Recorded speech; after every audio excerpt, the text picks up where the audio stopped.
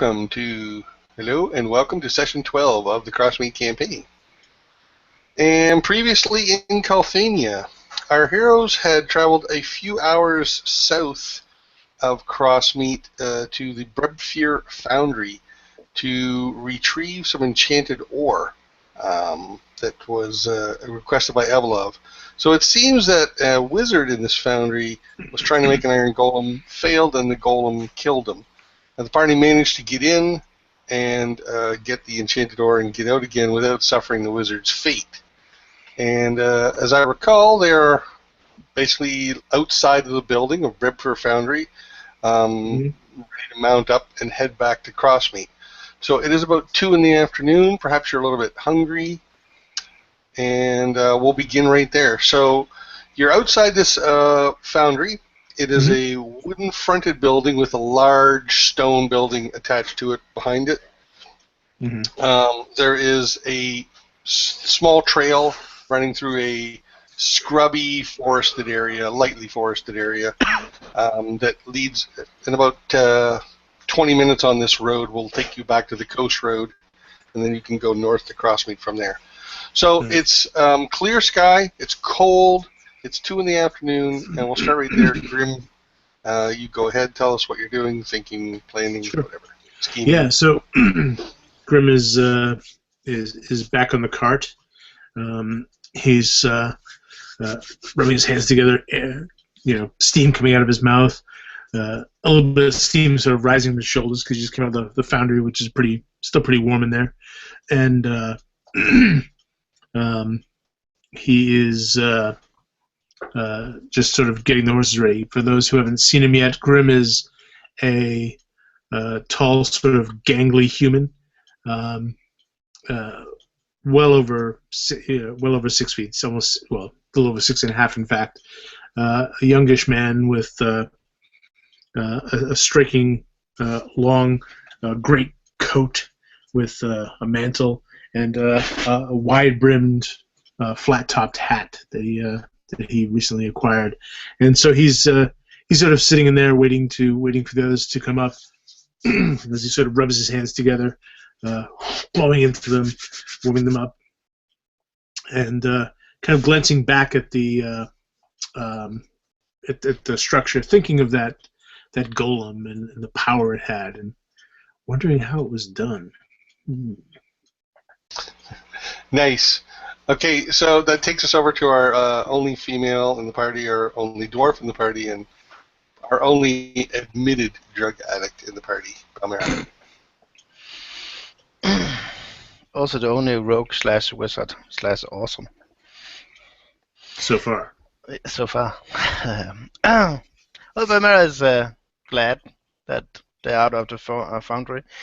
She's glad that she survived, and on a second level tier, she's glad that the others survived. On a secret level, she was quite impressed with Torvald. She won't ever admit it, but that's in her mind, that he actually kind of outran that golem, from what she could hear anyway, because she couldn't see it. She's glad they're going back to Crossmeet so she can hopefully get her new clothes. She's kind of tired of wearing her rags. Her shirt is bloodied and holed and slashed. Her legs have been, the right leg have been devoured by acid and is held by leather straps. She's kind of cold because her coat is also being repaired. So she's glad to be back, to go back, and she goes up and sits next to the wagon next to Grim. Palmera is a tall dwarf, which is kind of like the theme for our party. We're all tall. She's almost 5 feet. Compensating. Yeah, almost 5 feet. But we're all scaled to each other. It's just if you see us next to other people, we look. That's right. Internally, we have the right size. 30 millimeter versus 28. Right. Okay, so that takes us over to Jawdat. who has made some dinner plans tonight with Gwen and Anna. Wait, is that tonight? It is the 21st of Leafall. Yep, that is for this evening. So the hoity-toity party's tomorrow? Correct. At the 3. Man, we're gonna be so poor. So Jawdette is Wait, what? well, we have to buy all these rich people dinner tomorrow night. Suck. It must be the royal we. I hadn't what? No. I come from a tribe of orcs that bills are communal, but only during circumstances like this. It's weird how that works out. So Jawdette is loading his fence supports that he got from the gnome into the wagon, and is seriously musing over whether or not the wizard who got squished inside there might be the father of the nice lady from the 3. Yeah, I know, but because maybe that's why the furniture was acting the way it acted, because this guy is terrible at command magic. He's really bad at it. Yeah, it's the family legacy. We are incredible. So, yeah, if it's not the same person, they're probably related. But as he's lifting it, the stuff up and putting it in the back of it, the wagon, he is wincing a bit because magically he took quite a beating being linked to Tolrune while he was in there running around, and I have yet to heal from that. Okay, and so that takes us to our young and possibly naive virgin monk. I'm sorry, what? I don't remember that being a magic story. Remember where you took I it? am not naive. Where it took I just love how the way it came out, that possibly only modified young, and the rest of it was just a statement of fact. Possibly young, naive, and virgin. There was a silent colon in there, actually. Okay. So Tolrune is also in pain because he didn't take a magical beating. He took a physical beating from a magical thing recently, and Grim also just slapped him where the golem punched him in his shoulder. So he's like getting onto the car, and right now he's trying to think of a way of... He's trying to justify in his own mind how spending all that time running away from the golem was actually the brave and heroic thing to do. It's not very successful. Oh dear. Okay, so you guys all mount up. I believe you have the larger... You don't have the cart, but you have the large wagon. Yeah, we have both of them. We took You have both. both? Okay. Yeah, Okay. somewhere in our minds. That's right. Somewhere in someone's mind, Grim, these people were all going to be dead, and we were going to take everything they owned for always and ever, and we were going to take it back and sell it. It's a law of the road. Look, I'm an optimist. What can I say? Yeah, come back in another year, they might be out of business. I was gonna say, we just wait a little while. They'll get there.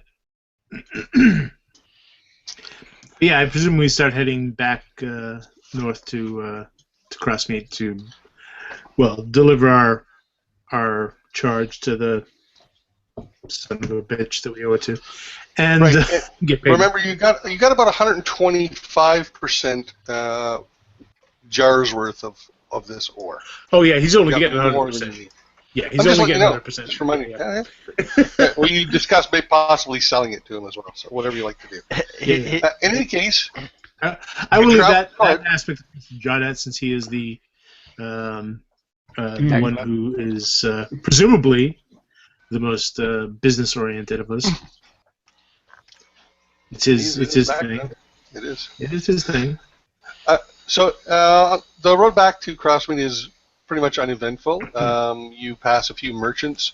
Most people are friendly, but they tend to move by you quickly, cold, hurriedly, keeping their cloaks wrapped tight. And you arrive back in Crossmeet, and we'll say it's about 4:30 in the afternoon. Mm-hmm. Yeah, I think we're going to coming in along that coast road right here. I think we should go right to get rid of this stuff before anything happens to it, or that that cheap bastard changes his mind. What are we doing with the rest of it? Yeah. In fact, you got to pass his place on the way to your house. So Yeah. Yep. This is a good idea. We get rid of the sand. But by the way, before we go too far, do you want to? I don't have an alchemy I don't have any alchemy experience. I know a bit, enough to be dangerous, but certainly not what others might. Do you think we should keep this additional bit of magical metal powder, or should you try and negotiate a better deal with it?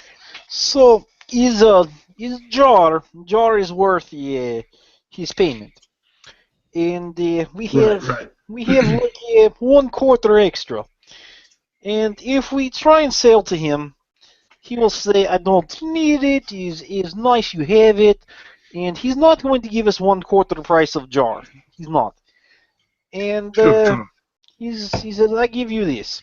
But if in days, weeks, he needs more of this, I do not see Golem going anywhere anytime soon. So this commodity becomes rare as time goes on.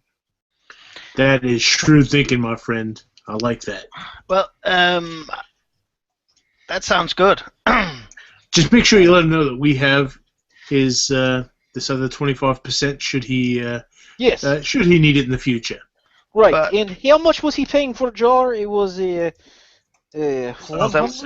200, 200 gold, but 200 gold. Yeah. We got that ointment thing. Yes. I was wondering about that. Yes. The gnomes seem that she kind of frowns, as gnomes do. Had their heads stuck up their asses, so they didn't know what to do. They didn't contact anyone to let anyone know about this, right? Yeah, it seems a bit odd. I would have certainly, being a business in the area, they would have sought help, but. Well, it's also odd. It's gnomes, so they're just stupid. They should be beaten outside. But that's racist. What I'm puzzled about is that he made the order, and I assume he got some sort of it'll take a week and a day, or how long it takes to make this. Yes, stuff, right? yes, I discussed this with him. And the gnomes would have sent back one of the apprentices with it, and that apprentice didn't show up, so he sent us. Yes. Why would he send us? Because he is He probably realized that there was something wrong. He has more knowledge than he lets on, and he knows his problem, and he knows problem is a larger problem than just broken wagon wheel. Hey, Jodat, I have an idea. I think you should go in by yourself. And but if you'll accept my my input here, if I may, I wouldn't mention the golem. No, I do not think he knows about it, unless his skills extend past alchemy, and he is also dabbler in magic. Then perhaps he heard. But his strange thing that a foundry is not very far. from here. And Sure. he had 15, 12 employees, gnomes. Well, And I'm all simply of them leave, but none of them come here. Where'd they go? No, they died. There was a lot of dead gnomes, right? Not all of them died. No, he said a lot of them No. leave. yeah, some of them Well, left. I If didn't they say could- I wasn't tripping over dead bodies of gnomes in there. Yes, if they had left and come here, we would have heard about this a long time ago. So there is a reason that gnomes are trying to keep this quiet. But Yeah, what quite possibly. I don't know. But I'm simply saying that when Well- you talk to this bastard, simply don't mention the golem overtly, and But why- see what he says about Wait it. a minute. No, Why not? No, why not? Wait. Why not? Hang on. Why not test him and mention the golem and tell him what's going on? yeah, because if you think someone is lying to you, telling them you know truth is not good test of whether they were lying. Alluding to and seeing if they drop relative hint or clue is how you find out they're lying. I nod vigorously and point. That's right. That's what I'm talking about. We But- need to see. By the way, we're saying this on the way, not sitting outside his. we all just stopped outside. Yeah, I thought it. We're all sitting there under a microphone and a camera. right. Everyone's looking out the door. I just staring at the porch. Outside. With his hips looking at us. Just like, What's Ashes right in doing? front of No, us. no, okay. So you want to drop hint, and then you'll use that to Right. determine if he's Yeah, well- lying. I'm just saying, use a little finesse Yes. and fish out what he might have known. I'm not saying it makes a difference in our business transaction, but it may make a difference in our future business transactions. Yeah. But What kind of person this is? But I mean, this really taught me. I mean, I don't like gnomes. I know I don't let that on that often that I don't like gnomes. But I put my hand on my head. It's like, yeah, you've been real subtle about your opinion. Belmera is okay. Everyone is not a gnome. but even if as much as it torments me, but maybe, just maybe, if we are supposed to be the heroes that you want us to be, we should let him know about the golem. Then he can, I don't know, Look, do I'm the not right saying we thing. don't- Wait. You want to tell a person who did not give us a potion he had to save little boy about a golem at Foundry hours away in hopes he might help? I think perhaps you bumped your head. No, because that would be test of character, right? No. His You don't character, his understand test what we're character testing. failed. Yes, he failed test of character a long time ago. Well, okay, but anyway, I think maybe we should tell. Well, I think we should tell him about it at the end, but I think No, doing I a little bit of fishing first. Tell I think guard. we should. Tell the captain. Oh, we should definitely tell the captain. No doubt there. But we're talking to this alchemist. I think we need to do a little fishing first. Yes. Okay. Cast a little bit out there. See what he knew. Yeah. Do your That fishing. sort of thing. All right. So yeah, so we continue on, and once we all sort of nod vigorously about our quasi agreement, and, we pull up outside Evelop's place. So you're outside the octagonal shop of Evelop's. Oddly, his door does not face the road. It's kind of, you almost go around the back. Right. Because But he has 3 glass windows, and then the rest are all wooden. And there's also a small, it's not just an octagon, there's like a building attached to the back section of the octagon. And you said this is a glass building, right? No, just the first 3 walls. 3 of the 8 walls Right. are glass. Right. But that's still Just out of stupid curiosity, expensive, right? just out of curiosity, Johnette, does your religious faith have a something akin to business, like feng shui, as far as like the positioning of the door? Yeah, no, this his positioning in door is not religious. Is because having door at front is inviting for common Casual? common pedestrian is inviting. Stop by my shop. He does not want people who are not buying to enter building. Therefore, door is purposefully around side. You must want to go into building, otherwise you do not go. It's not like, oh look, door is there, let's go. Right. He's a pile of dung. We already knew that. Yes. Yeah. He's a good All right. businessman, but pile of dung. I don't know. I think maybe if we had a door that was the other way, then we wouldn't get as many people coming by our place.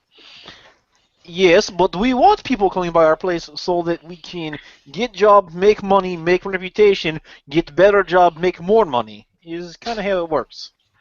Yeah, Jodette has a point here. Anyway, in any case, Jodette, why don't you go in with the goods? We'll sit out here to avoid complications. And I glance at Belmira. And you'll make a good deal. We trust you. All right. Well, I'll go up there and knock on his door then. Okay, so about 20 seconds goes by, and then you hear the door unlock, and it opens up, and there's a little bell, ding, ding, ding, and Evelov is standing there in a suit. He's got his cane. He just has a very slight limp, a walking stick, really. And he says, "Oh, yes, the adventures, yes." He gestures to you, Judge. Please, come in. I go in.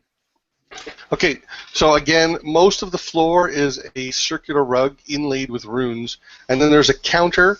There's a black curtain behind him which leads deeper into the shop. But to the right and left on the octagonal walls, there's shelves and shelves of somewhat dusty boxes, bottles, collections of things to be sorted through. But it's much cleaner than like Volcrum's place. Right. And he says, "How did you fare?" Wait, is this a question of concern? I am only kidding. We have your jar, and I set it on the counter. Huh. Excellent. He goes over to the jar, and he holds his hand over it, and he dips a finger down, and he makes a little circular motion. Good, good. It is very pure. Thank you. And he reaches under the counter, and he puts the jar of Kyotom's ointment on the table. And he holds his hand on it, though. He says, "Oh, there is two more small details. One, I would like my receipt returned, please." And that's why you don't say things in front of the GM. Yes, I will have to bring it back to you. You don't have it? It was not something I thought to bring with me. Is back at home, I did not think you would want me to come in your shop smelling of the yes, what's it called? Foundry. It was quite unkempt. Very well. I will expect the return of my receipt within a day. Oh yes, later this afternoon is fine. I get it from home. Bring back. There is one other matter. He takes his hand off the jar, pushes it slightly closer to you, and pulls his hand back. But he leans in as if he wants to whisper. You have a taint of magic about you. Are you aware of this? Yes, I am like what is it called? My mother, she is priestess of Joaquin, where I'm from. Perhaps that's it then. Well, thank you for your service. Oh no, thank you for job. I know we met before, a young boy, and his old business. How was it you come to select us for this job? I'm trying to figure out how to make self more marketable. You you certainly made little attempt to keep your presence in town secret. Yes. You seem capable. I heard what you did for the bolts. Oh, yes. You seem the most suitable to this task. Oh, so you are at least partially aware of the tragedy that has struck the foundry. Why is that word so hard for me?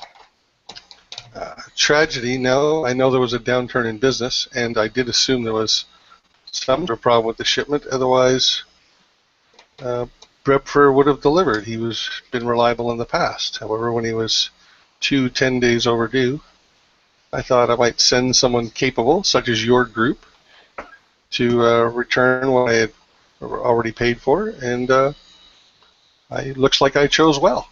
Yes, no, that is not a problem.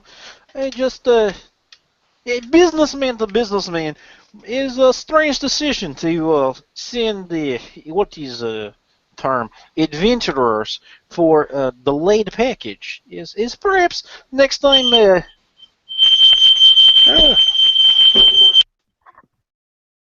My head just exploded. Sorry. My smoke detector is really sensitive. Oh.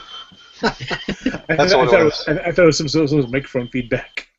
No, sometimes someone will throw a shower and the freaking thing will go off. I wish someone else was smoking so you can look at them and say, really, really sensitive. It's weird. My wife smokes, I smoke, never sets it off. Someone has a shower nearby. Anyway. Yes, but perhaps not that we mind. Is good to have lotion. Yeah, but sending adventurers for package. Yeah, is your lotion is okay. Well, as I said, I suspected there must have been some issue involved. Otherwise, Brepfer would have delivered. He also, you know me, Bedford, yes. He says is not likely he will have a supply of this for a while. That's a shame. Bryce is 2 days' ride. It will make it more costly. Well, thank you for the information, and well, how much more costly in Bryce? Perhaps I can contact a friend. My father, he's merchant, traveling merchant. Perhaps I can make contact for you and get price reduced. Businessman favor. I couldn't say offhand. I know there is another foundry in Bryce, and it is 2 days' ride away. Yes. So even if they sell it for the same rate, it would be more annoying to have to retrieve. This should last me a little while, a short while anyway. Again, thank you very much. If there's nothing else, perhaps we can do business again in the future. Yes. I may have need for your services, and you may have need for one of my concoctions. It's possible. And in future, if you do need more of this magic sand, let me know. I did happen to acquire extra. Oh, how much extra? I hold my hand next to the jar, varying somewhere between half and a quarter. Somewhere in here is not did not have time to measure. I apologize. Well, if you have no use for it, I could offer you some coins for it. Yes, I suppose is. I think perhaps I'd like to see where the market goes. As you said, it's more difficult to acquire now. And you have no need for it at the moment. He pulls his head back and his eyes sort of narrow, and then he smiles. I believe I understand. And I will return the receipt promptly, perhaps maybe 1 hour. It's just time to home and feed animal come back. Of course. So you have a good time with your powder, and I'll take your lotion. He comes around the counter and walks with you to the door. He's not holding your arm or score like guiding you or anything. Ow. He's just walking. You're being shown. So, If it means anything to you, it's a pretty good sized jar. Like it's not a small jar. There's 5 applications worth in there. I'll post the stats again in chat for you guys. Okay. This is the jar of ointment. Yeah, and just tell me who's carrying it. Yeah, go ahead. Last question. This lotion is something you make or something you acquired in trade? Generally I get the raw ingredients and I make them make it from there. Well, very good. Just in case is good lotion, I know where supply is. I appreciate it. Have a nice day. So ding ding ding ding ding ding ding, and you can hear the door lock behind you. And a sigh of relief. Yeah. Here you go, Bellmiller. Here is your lotion. I take the jar. Thank you. Yes, yeah. Now, this was just for Belmira, is it? No. 'Cause, we all sort of risked ourselves here, especially Tolrun here, but we all did really. Yes, It's just magic lotion. But so my arms okay. She puts it down at her feet. So I guess he was all out of coin, huh? What? probably not. I would imagine not. Did you need change for something? No. I tend to jot it out looking kind of puzzled to say, well, this was the deal we made. There gives us the ointment, and we get him the magic powder, right? Yes. I look around as if for cooperation from everyone. Yes, that I was the believe deal. that is what he said. Right. Are you expecting something different, Belmira? No. I was hoping something different, but I guess Yeah. Oh, no. I hope there'll be a big pile of gold waiting for us when we get back to our house, but I don't expect it. well, you never know. Probably not. Yeah, but I need to go see. Yeah. What is his name? Yeah, Eppin. Ivan. Oh, Okay. And then I will meet you at house, and we will have dinner with the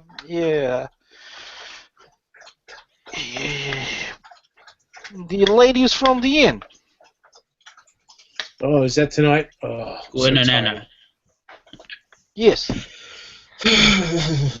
You and me both. That's at their house, at Anna's house. Yes, but yes. No. This is not a bad dinner. Tomorrow is bad dinner. This is good food with people that we know. It's okay. I know. I'm just beat, but yeah, we'll bring some wine. We'll make it work. Not as beat as Tolrun. Yeah, fair enough.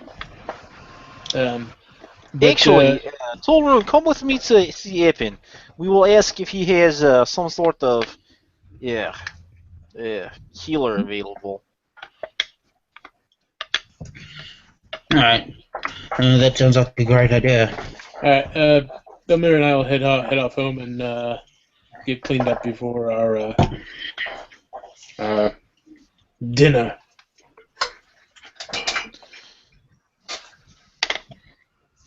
So Belmira and I will take the cart and head back to our house. Okay, when you get there, you do not see a large pile of gold outside the door. Sorry. Just platinum. Platinum. Who needs that? I'll kick it off. We'll throw it to the pigs. Yeah, so we'll bring the cart around back. We'll tie up Both carts, the cart and like the wagon. Let's for sake of clarity, let's call it the wagon and the cart. It's more of a passenger wagon than a cargo cart, even though it had some. But I'll be driving the wagon. I will pull it up, next to the back of the house. I will unhook the mule. or mules, and just tie them up, so that they're not going to go anywhere. I'll throw the bale of hay out next to them so they can gnaw on it, and I'll just kind of look at Belmira, kind of shaking my head.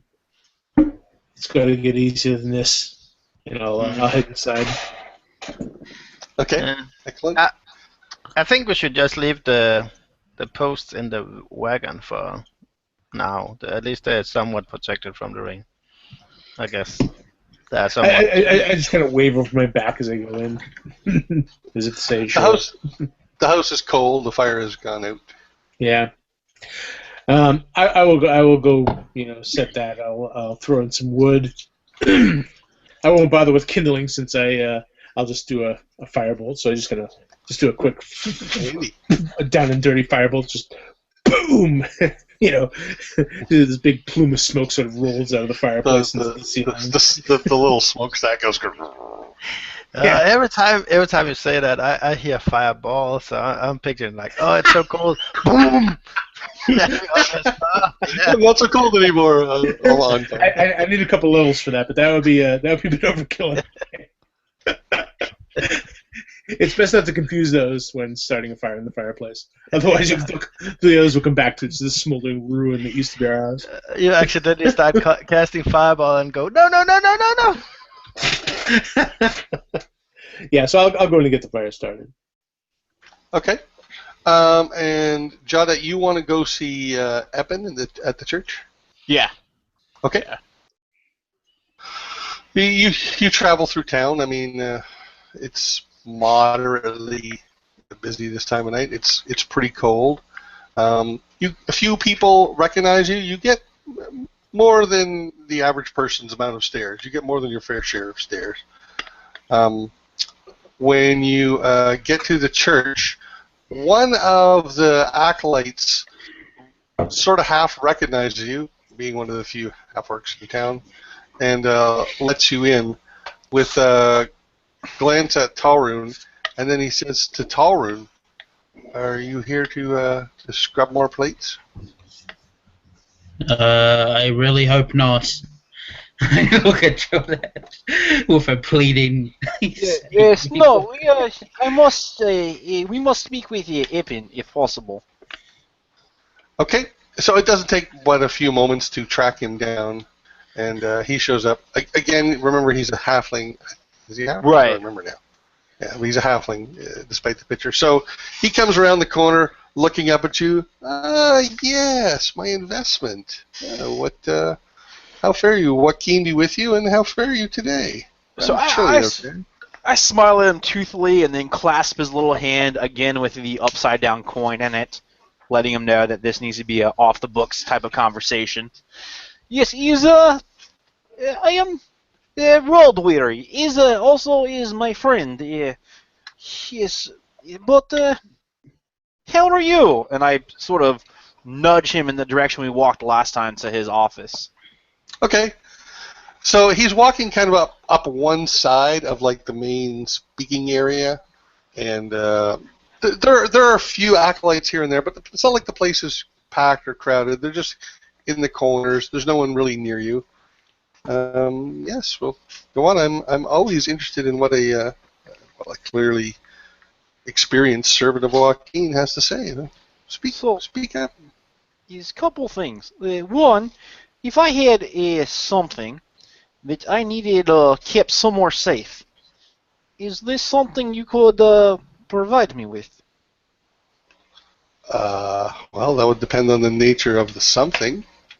Well, it will be a small container with magical dirt in it. I have to know, is there anything illegal about this? Yes, no, but it is difficult to obtain, and there is a certain individual in town who has a vested interest in it, and it is becoming harder to get, and I have not judged his scruples yet. I don't know if it's something that perhaps I am out walking with Scoot and others are out doing things that he would not help himself to or have someone help himself to. He has proven to be a person who hires adventurers, and as we know, most adventurers are not of a high moral character.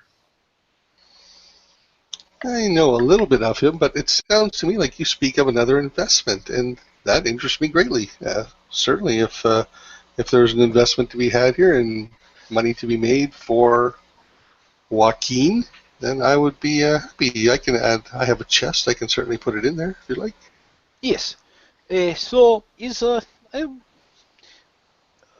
will bring to you tomorrow morning this item during perhaps morning service time, so as not to draw too much attention for multiple visits.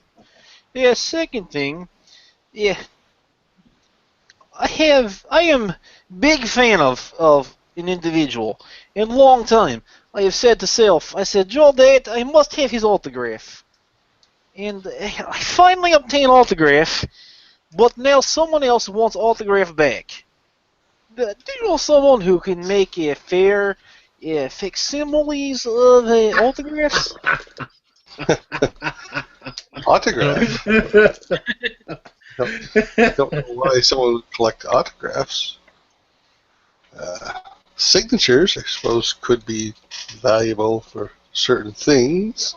Well, you know, in It's some not certainly something that I would never right. dirty my hands with. But if word is to be believed around town, Sven, I believe, runs in those circles. I doubt there's very little illegal that Sven isn't involved with. Yes. I was hoping I could have someone much more quickly than Sven. He was hard to find during daylight.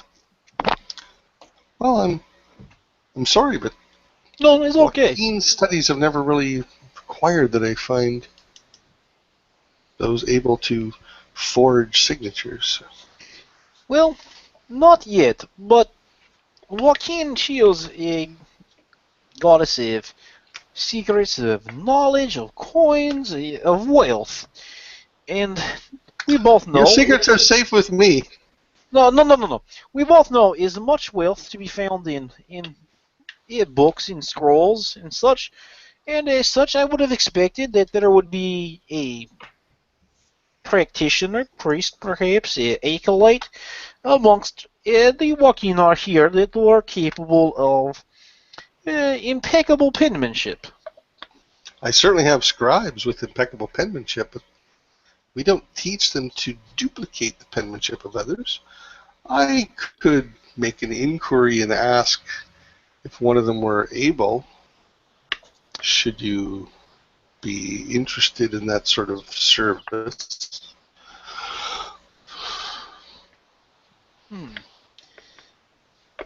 Yes, perhaps this is something I'm interested in. I'll tell you what. Let me make a few quiet questions around to my scribes, and I'll have one pay you a visit, perhaps tomorrow during the day. Yes, this is fine. Tomorrow.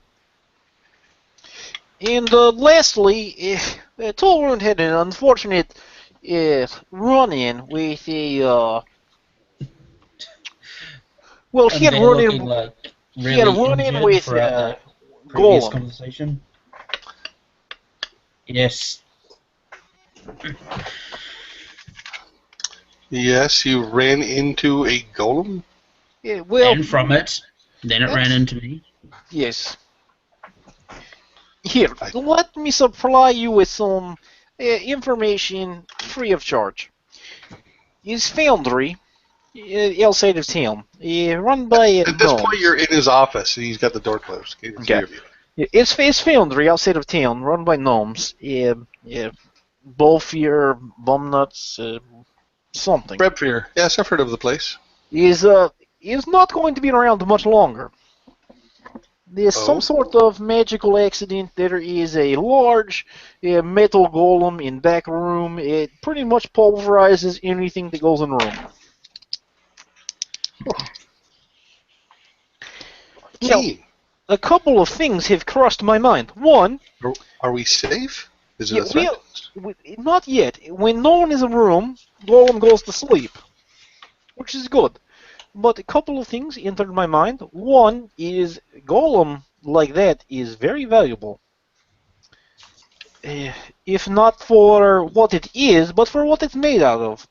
Second thing is these gnomes, Bumblefear, their business is not doing so good. If this golem was to be taken care of, and I have planned for this, then it's not like business is going to be good overnight.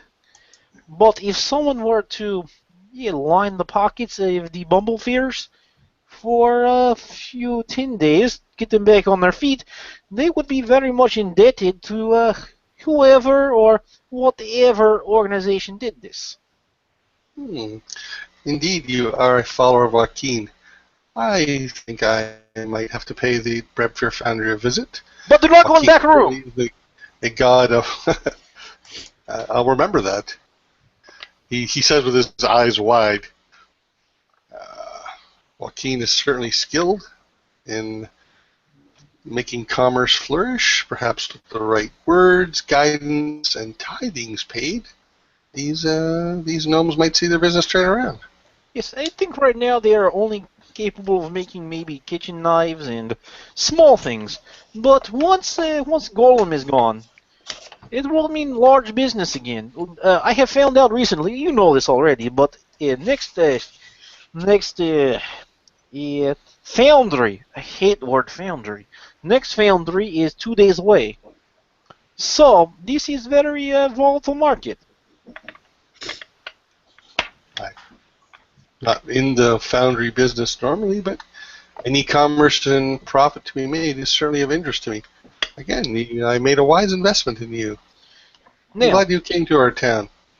I was also hoping perhaps I could avail... I know Joaquin does not specialize in, but I know at my mother's temples I've been to, is sometimes a person or perhaps an ointment or a poultice for healing wounds. If you had one, perhaps I could purchase from you. Not purchase the person, but their services. If someone is wounded, I can have them healed if their injuries are not too severe. I look at Tolrune. Yeah, probably broken ribs. Nod. All right. Don't move. This won't hurt. He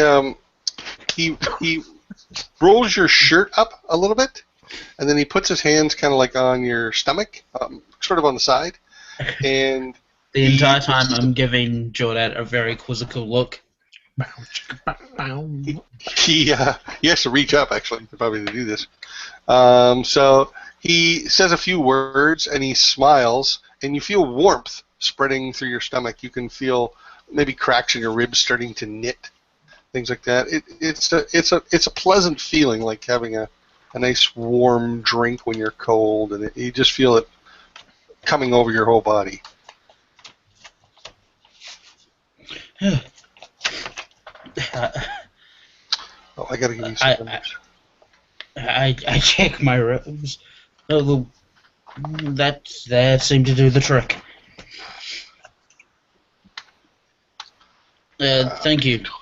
18 total. That time. Yeah. Okay, so I'm fine. Yeah, you are a good walking or Ipin. I think I made a good choice with you as well. So expect someone to come pay you a visit tomorrow from here, and we'll see what we can do. And I will certainly pay a visit to the Brebfear Foundry within the 10-day. And feel free to drop off that item. I think I have a fairly secure place. Yes, In very its good. history, this church has never been robbed. So. Oh, well, thank you very much, and walk in or guide your deeds and line your pockets. So, when he escorts you back out, one thing that's noticeable about him is that despite his short stature, he's able to keep up with you. He walks very, very quickly, and he doesn't seem to get winded from doing so. And so he bids you a farewell at the front of his church.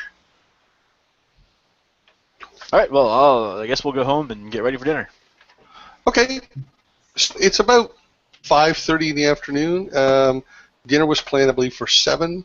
If there's anything you guys want to do between now and then, let me know. Do we want to go talk to?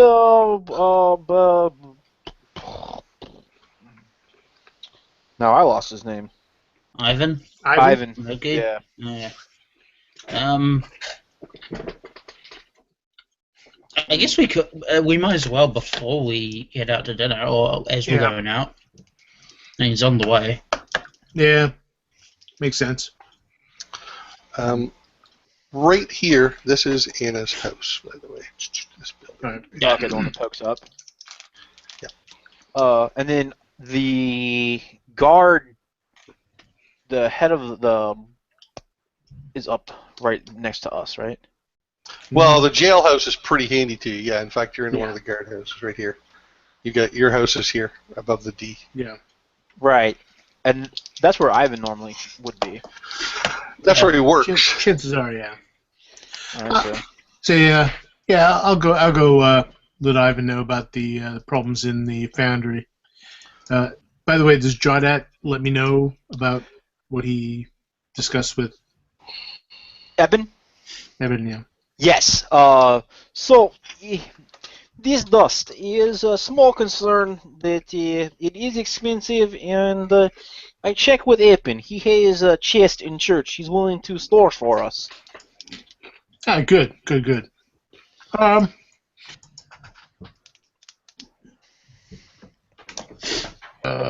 Sorry about that. I kind of think about it for a second and kind of like look up to the ceiling thoughtfully. So, does he store a lot of valuable things in there? Well, it's a strange thing. A lot of valuable items. It would depend on the definition of valuable. I imagine he has papers, deeds, stuff like this. Is he going to have a magic sword or a pet dragon? No. Magic sword. Come on, don't make me laugh. Those are only a myth. But other things he will have, and not that I have planned for it. But if we put the dirt, metal dust, in a container and give it to him, when he puts it in chest, I will know exactly where chest is. All right. Well, I'm just asking for information. I just no. want to know how secure it is. You know what I'm saying? Of course, and that's why I want to know where chest is. I will not ask him, but I will know, because it's always good in case of a town fire or something, and we need to get the chest back out. I mean jar back out, dirt thing, not entire chest. That'd be wrong. Of course. I kind of lock eyes with Jada for a moment and nod slowly and thoughtfully, seeing that we're on the same page. Say, well, let's head off. I'll stop by and talk to Ivan about this threat to the south. You say your people may have a handle on that, Jodette? On what? That big iron bastard we saw in the south. No, Eppin will go talk to them about business and helping them not starve, and perhaps they will not have to eat wood chips.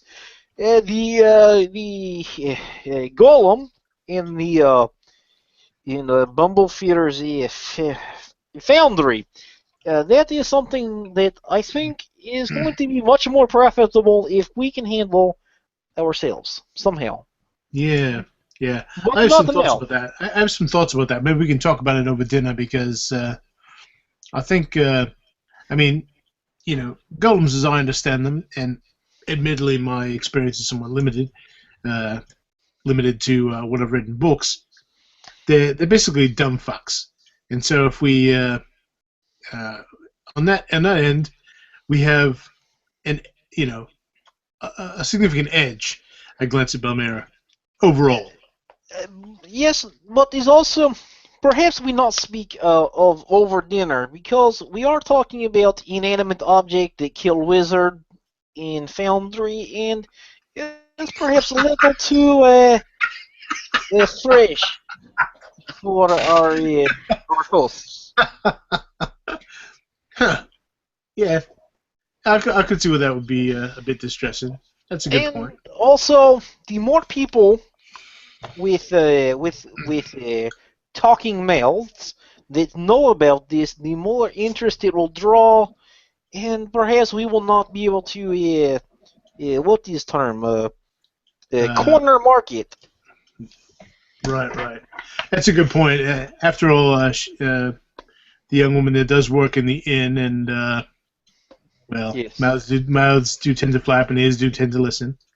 Yeah, it's a good point. Well, then we'll talk back at the house afterwards. In any case, I'll speak with Ivan about this potential threat and tell him we have it well within hand. So we head out for our dinner engagement at the appropriate time, and on the way we're going to stop at the guardhouse to speak to Ivan. So are all four of you stopping at the guardhouse? Well, we'll stop. The whole cart is stopping outside. I just as Jawdat went in to the alchemist, I will go into the guardhouse. In fact, you see Ivan coming out as you pull up, and he was just about to head south. You guys probably come from the north. Sure. Yeah, so I'll hop off and walk up to him with a big smile. He looks at you and he says, "It's Captain Vester, but you can call me Ivan." Hell, it's how I first knew you, so I mean no disrespect. Grim, right? Grim, indeed, yes. I wanted to let you know before we have an appointment we have to get to.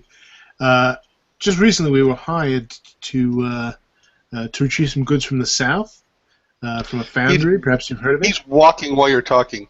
Brebfer Foundry. Yeah, and the cart sort of 10 miles from here. Yeah, exactly. We were sent down there because some goods were intended to be sent up here, and they were not. As it turns out, there was a rather unfortunate incident with a golem. Are you familiar with that? What that is? A golem? Indeed. He stops in his tracks, hangs his head. Is it coming towards Crossmeet? At the moment, no. It is currently isolated in a building. My companions and I have plans to deal with it. It is currently completely immobile, but we wanted to let you know about it just in case something happens to it. The gnomes down there are somewhat dismayed at this development, and of course our skid is hell. But we thought we'd, in the interest of being good citizens, we thought we'd mention it to you as just so you know what's going on around here. Yeah. I'll add it on to my list of things to lose sleep over.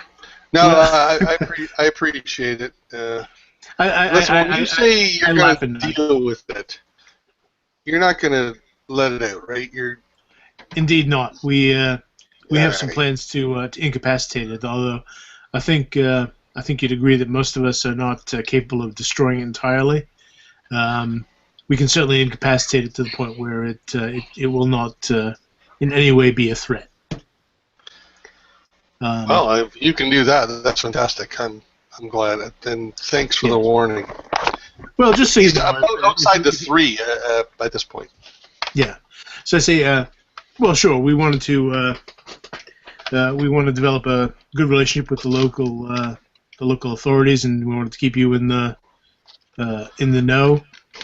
And at the moment, it's not an issue, but obviously we're not we're not there. You're not there. What these gnomes are going to do, who knows? Anything could happen. At the moment, it's isolated, but if they do something stupid,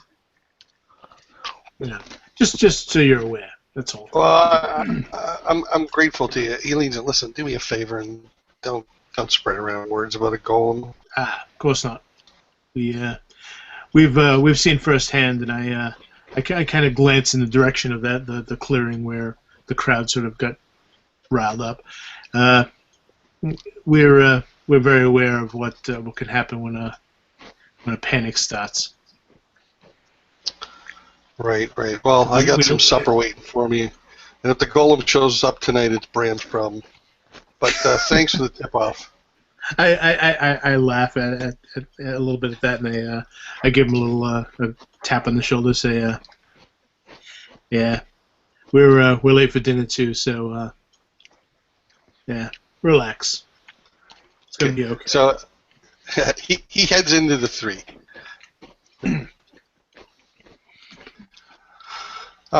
You guys continue south to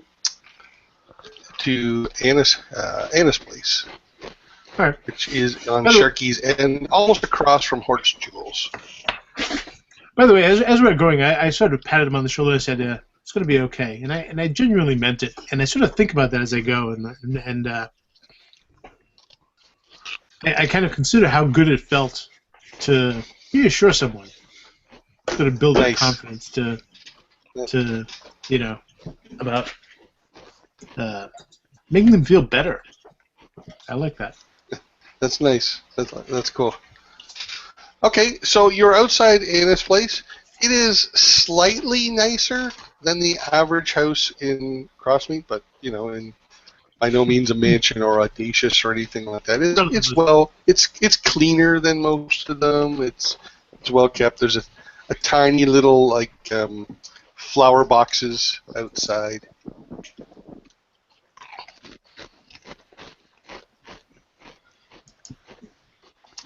It's a large wooden 2-story house, like a long one. Well, we know the place, so we just have the door and knock. Okay, so Gwen answers the door. Oh, hello. Yes, come in. Don't mind your shoes. Mom isn't one for ceremony. I nod, though. I do take my hat off, and I'll hang it on the wooden peg near the door, and take my coat off and hang it on the peg beneath it. Okay, so you're led to. There isn't like a dedicated dining room, but there is a sort of kitchen dining room area, and you can see that some furniture has been moved to accommodate you. A leaf has been put in the table to make it extra large. And there are 6 chairs around the table, 2 of which don't match the other 4. Mm-hmm. Sitting in the center of the table, you can see a large duck, a roast duck. Anna isn't in sight at the moment. Sit down. What would you like to drink? Well, thank you. We have some wine and some cider. I think cider would be good if you have it. We've been a rough day, and cider. The same for the rest of you. And she starts getting glasses as she's asking. She gestures that you sit down. I nod to her and take a seat. Anna comes into the room, and she's got a basket of small basket of assorted fruit. There's like a few tomatoes there. There's some vegetables as well, some carrots, a couple of pears, a couple of apples. Oh, hello. Glad you could make it okay. Are you all doing well? You in particular, how are you? She says to Grim. I'm faring okay. Mr. Tallrun has been through a bit of a rough patch lately. But overall we're doing fair. How are things here? And I kind of my eyes involuntarily sort of glance up toward the ceiling. Oh, fine. I've been telling the ladies at church all about you. You're causing a bit of a stir of excitement in town. Well, everyone does love their stories. How are things? I turn towards the younger and I say, so how are things at the three? We've Gwen says, fine. Did you have a problem? No.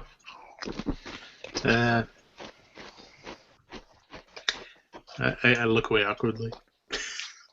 Oh, good.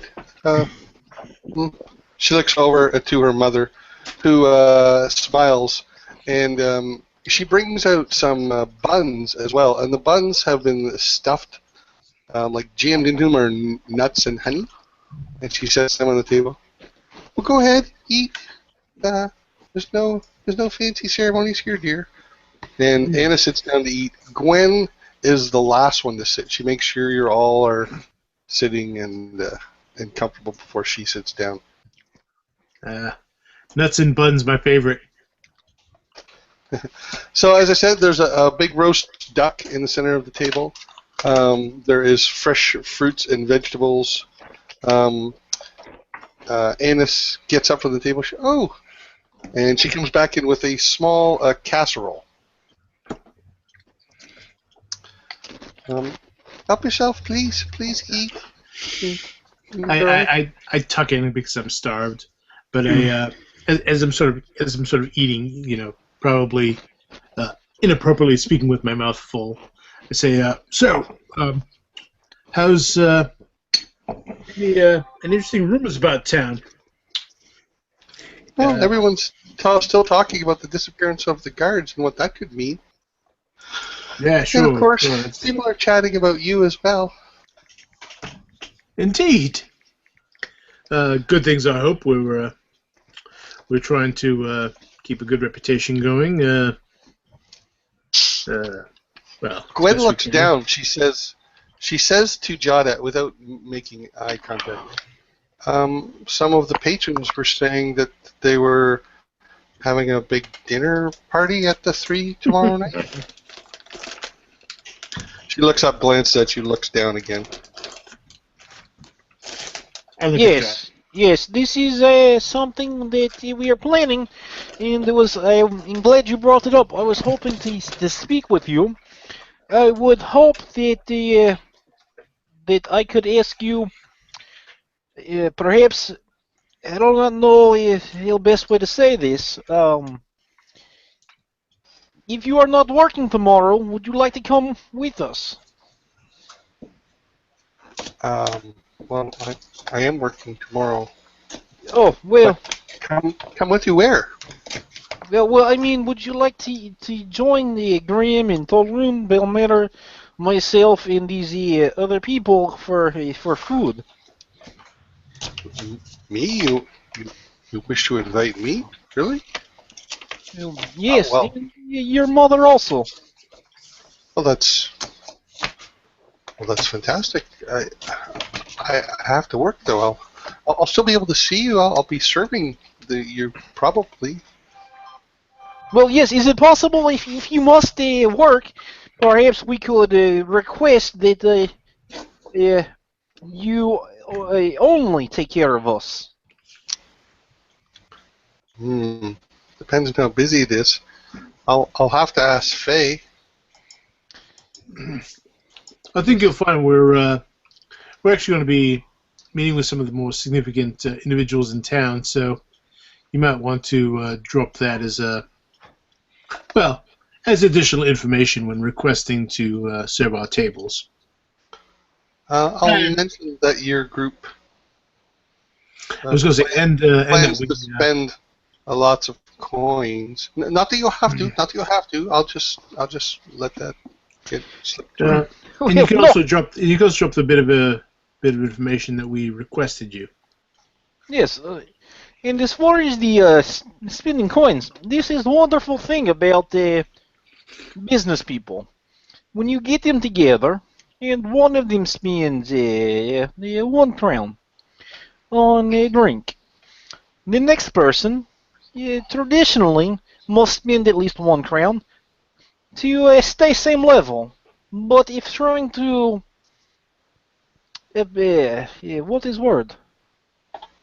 Outdo? Impress. If trying to impress, then we'll spend 2 crowns. And so this game, it goes on. And the people we have invited, they have many crowns. Faye is a wonderful employer. Don't misunderstand me, but she certainly does like talk of crowns and sovereigns. Well, that's just business. You understand. Yes. Business person is a human. Well, maybe. Or not. Let me rephrase that. Business person is a person. And, so they care about their the people in their employ, but at the same time, they do have to worry about their bottom line. I kind of glanced at to see if I'm saying it correctly, waiting for a nod, and so of course they have to look at their bottom line as well. So it's achieving a balance between the two. They want to make sure that you're okay, but of course they need to make sure that their business is bringing in the money they need to make. Yes. So Anna looks over at Belmira and she says, "And what of you, dearie? I don't know many girly dwarfs. Girl dwarfs. What do you like to do?" He's not that girly.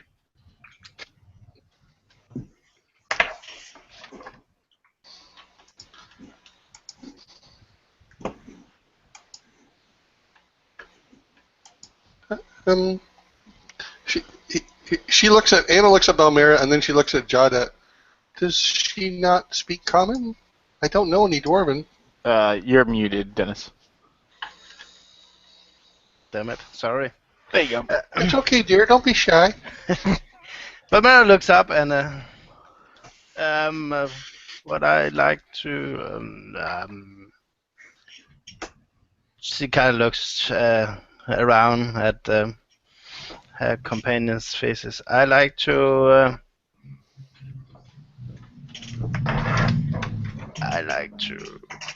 perhaps to. Well, you can tell me, dear. I've probably heard it all before.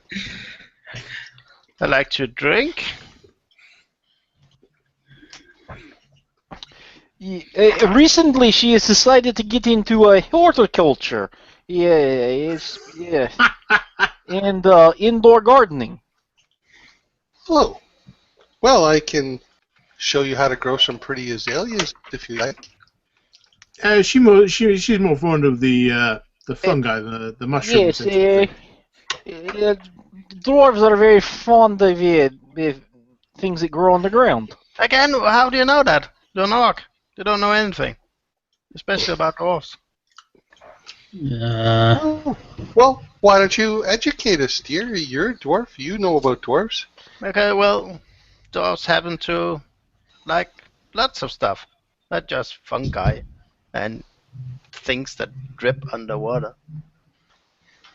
We have we do live civilized, you know. Do you sew? Do you like to cook? I can give you some recipes. No, I don't like to cook. Why should I like to cook? Why are you not asking Chalrun if he likes to cook? Why are you asking me? I like to cook. Well, I'm sorry, dear. I took no offense.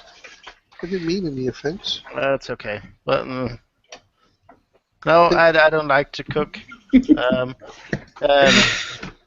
Jada likes to cook. Jada was cooking a fantastic breakfast the other day.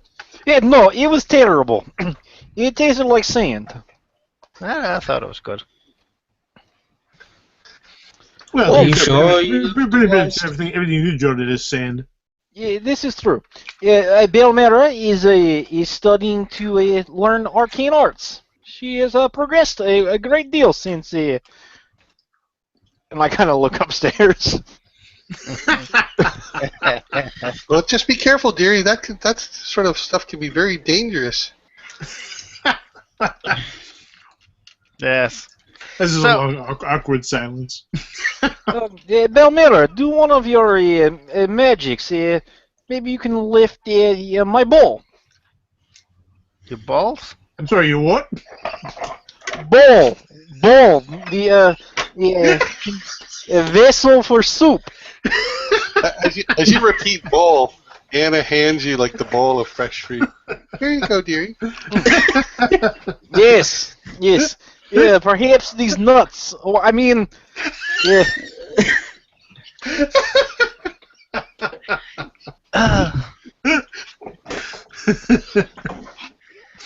Look, I have these plums. If you just pick them up.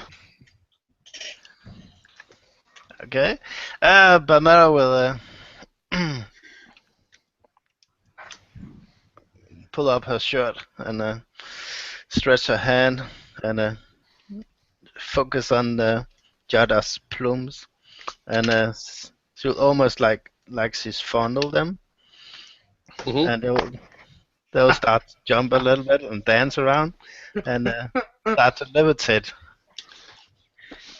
Oh, well, that's delightful. And My late husband never did anything entertaining like that with his magic. well, she's after a little while she looks at Jada like this. Yes, that is quite good. You are improving. Do you enjoy this? Yes, it certainly seems safer than moving furniture. And she kind of goes like this, and she squashes the blooms. Oops, she says. Oh, don't worry, dear. I'll get a cloth. And Gwen actually beats her to it. Gwen reacts, almost instantly to the mess on the little mess on the table. Gets up, grabs a rag, and wipes it. It seems Oh, every that's time. okay, dear. If you, Anna leans in, if you need a little help being a bit more girly, we can have a private chat.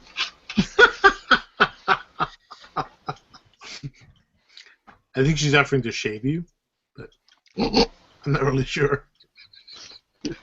I do not want to know. My fair Belmera. Oh, what do you mean, Governor? Well, Bella looks at her and kind of grasps the table and kind of uses a little too much force, and it kind of shifts. Oh, Yes, oh, geez. That would be wonderful. Let's have a private talk about that someday. Thank you for your... And she looks over to Grim and remember what he told her. Your concern. Oh, well, sure, dear, no problem. And one of you, she turns to Taruna. Have you found a lady friend, or perhaps a man friend, or, well, a friend? No. Oh, why not? I wasn't really looking. Oh, well, why not? You seem like a handsome fellow. I think you could do okay.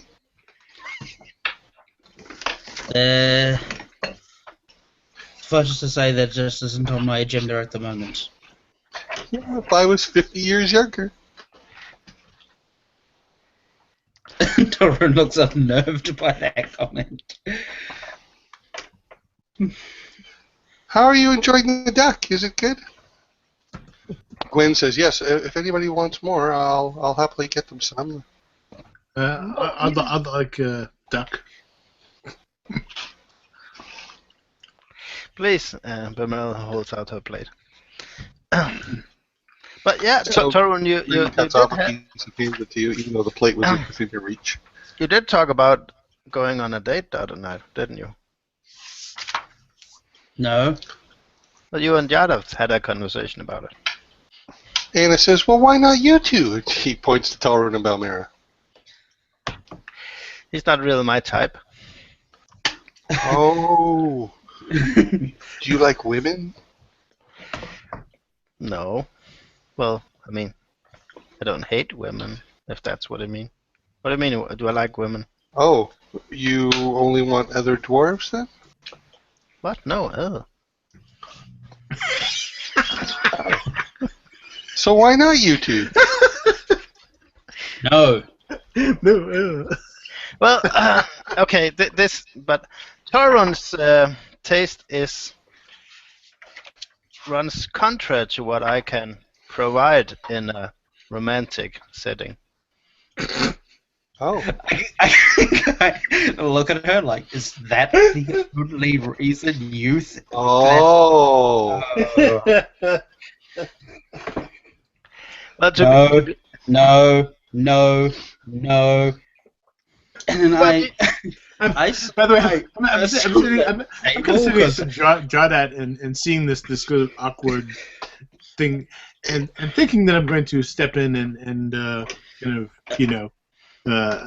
get them out of this. I say, well, as a matter of fact, I was in the slide pit the other day, and I met this.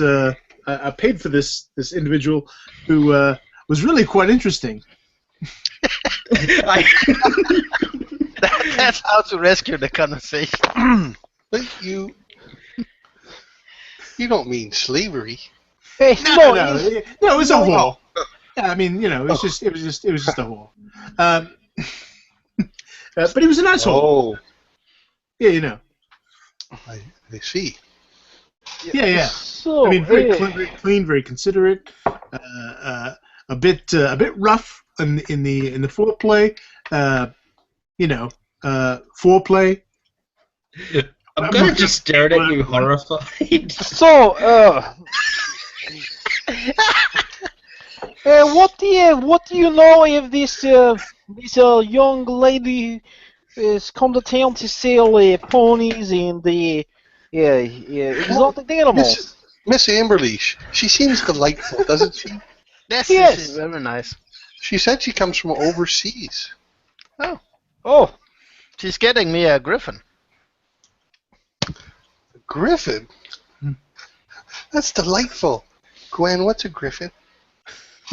Seeing the conversation has been sort of redirected away from me, I sort of just look around and I kind of sit back and I take a drink. I take a sip of my cider. Okay. and So, go ahead. well, yeah, she is going to sell exotic animals, and let's see what else has been interesting in town recently. Yeah. Well, don't sell yourself short, dear. No, I'm very tall.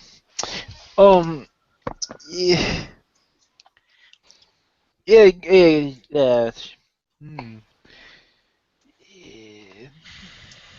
Well, we recovered a shipment of goods for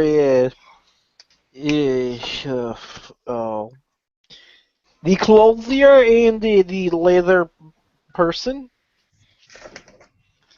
Oh, yes, Stasi and Lamont, fine gentlemen. Fine gentlemen. I love these stories. Can't wait to tell them to my church ladies. It's Gwen has started to clean up the main plates. It's where Graham got his hat from. Oh. Indeed, Oh. it's quite Which striking. hat is that? It's out there in the hall. I saw a gentleman wearing one, and quite frankly, couldn't resist. It's quite dramatic, like myself in a way. I kind of wink at her. I'm sure you look striking in it.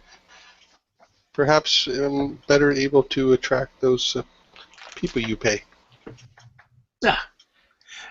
Well, anyone really.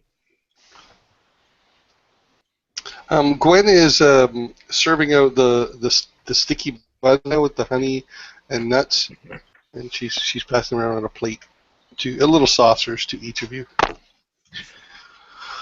Well, she leans into Jawdette. Anna does. I just want to say that this has been a delightful evening. We should do this again, perhaps in a 10-day. It's been fun having you over. That would be wonderful. I said, tell you what. Why don't you come by our place? We've recently acquired a residence up on God's Row, and we appreciate you stopping by and let us serve you for a change. I mean, you've been far kinder than perhaps we even deserve, and it would be our great pleasure, and I kind of glance around at the group, to serve you. Oh, that sounds delightful. What do you think of that, Gwen?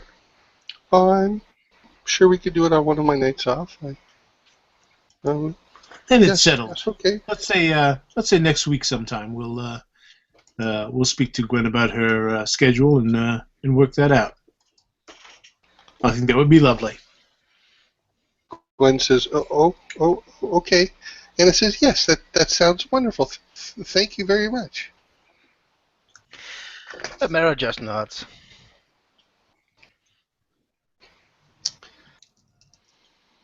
So you guys finish the meal and the dessert, and if there's anything else you want to accomplish, let me know. I think we embarrassed everyone. Nope. Toro just wants to leave as quickly as possible. I just want to be out of the situation. I don't want to be here anymore.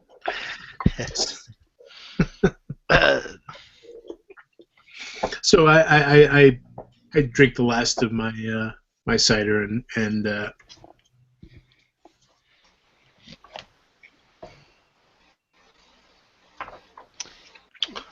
all right. So they escort you to the door. Anna says, "Oh, indeed, it is a very nice hat. They certainly do good work over there, those gentlemen. Perhaps someday they'll find themselves nice wives." Yeah, Mara looks down at her rags and yeah. Well, thanks for the lovely meal and company.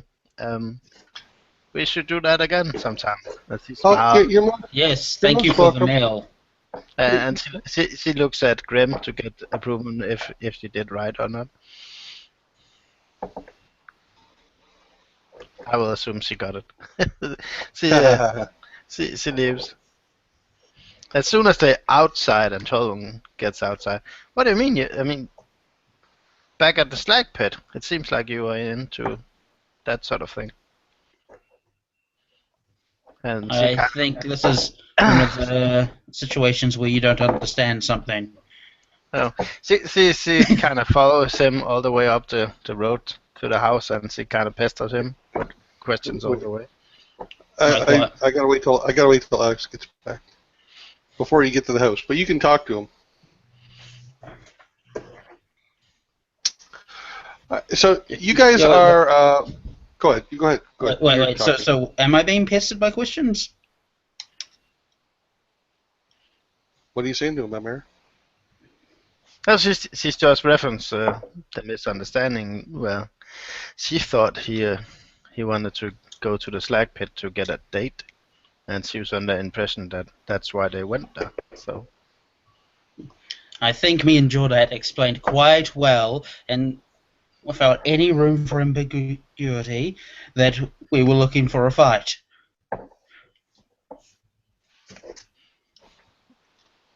Yes, I was hoping that you and he would fight someone. Why would we fight someone? I was going to say, I just missed a lot just by dropping out for like... We're now fighting Gwen and Anna. Gwen and Anna are dead, and... It's like sporting event. Half the town is burning. You should never have left, Alex. Yeah. I step out for 1 minute. We found out that Belmera brought the golem back with her. I don't know. I don't know. Okay, so you guys are heading back home from Anna's back up to your place. You the streets are slightly busy, pretty much normal for what you've seen in Crossmeet. The patrons in this town are mostly workers, mostly on foot. You occasionally see a wagon, a merchant's wagon, or someone on horse or other similar mount ride past. You round the corner at the 3, and a horse comes down the street here. It comes out from the side and comes down the street here. It's sort of at a trot, not a breakneck pace, but not a walk either. And there's a man in the saddle, about 50-ish, and he's leaning way over in the saddle, and the horse comes running and runs right past you, and the man falls off right at your feet, boom, hitting the ground heavily. He reaches up and he grabs your pant leg, Jodette, and he says, "Must warn fate." I cast Spare the Dying. Okay. He loses consciousness. Did he say that he has to warn the fake? Fate? All right. I think he said fake. So anyway, I reached down, I cast that on him. I take to what he said was must warn Faye. I immediately leave him and everybody else and go running back towards their house. But I shades to Jordat because presumably he must know who the fake is.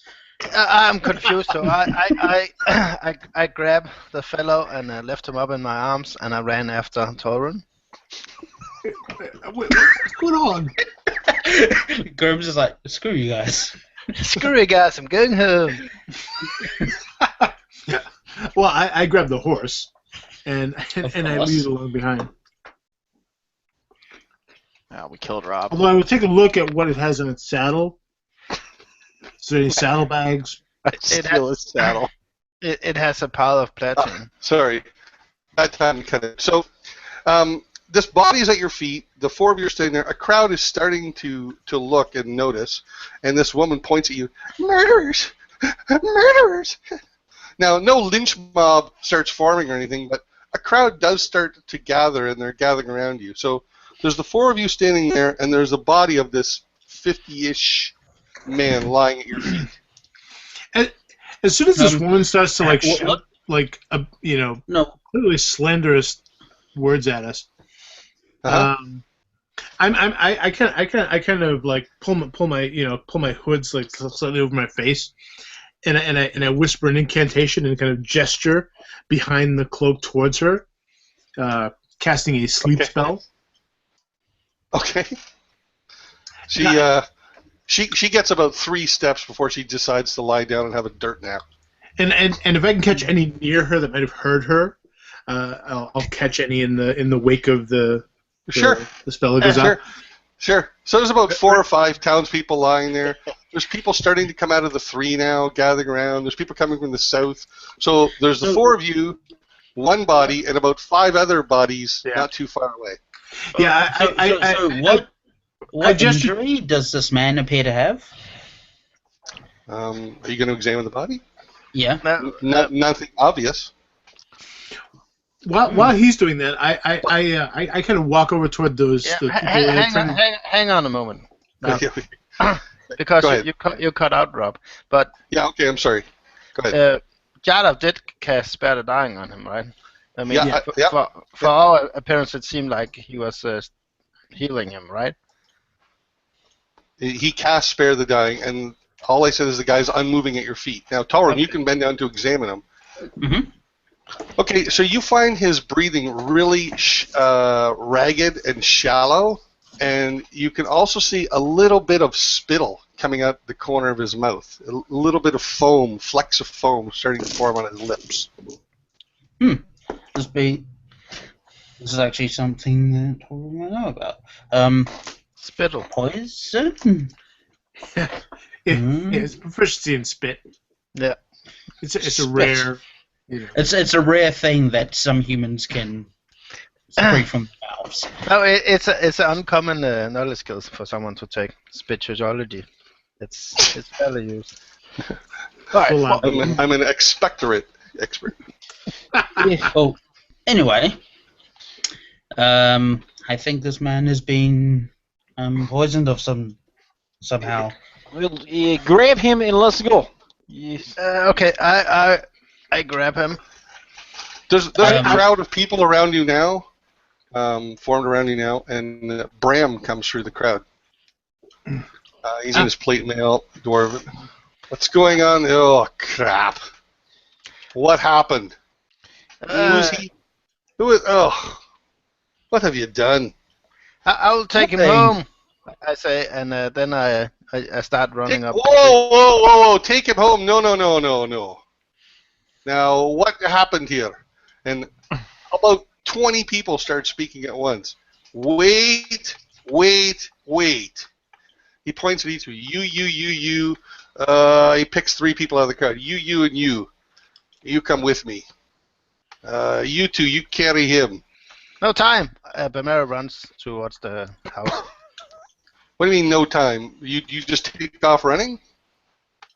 Well, Jada told him, said he was poisoned, and Bamera knows we have the jar at home that cure poison. I'm just asking you. You take off running. Oh, yeah.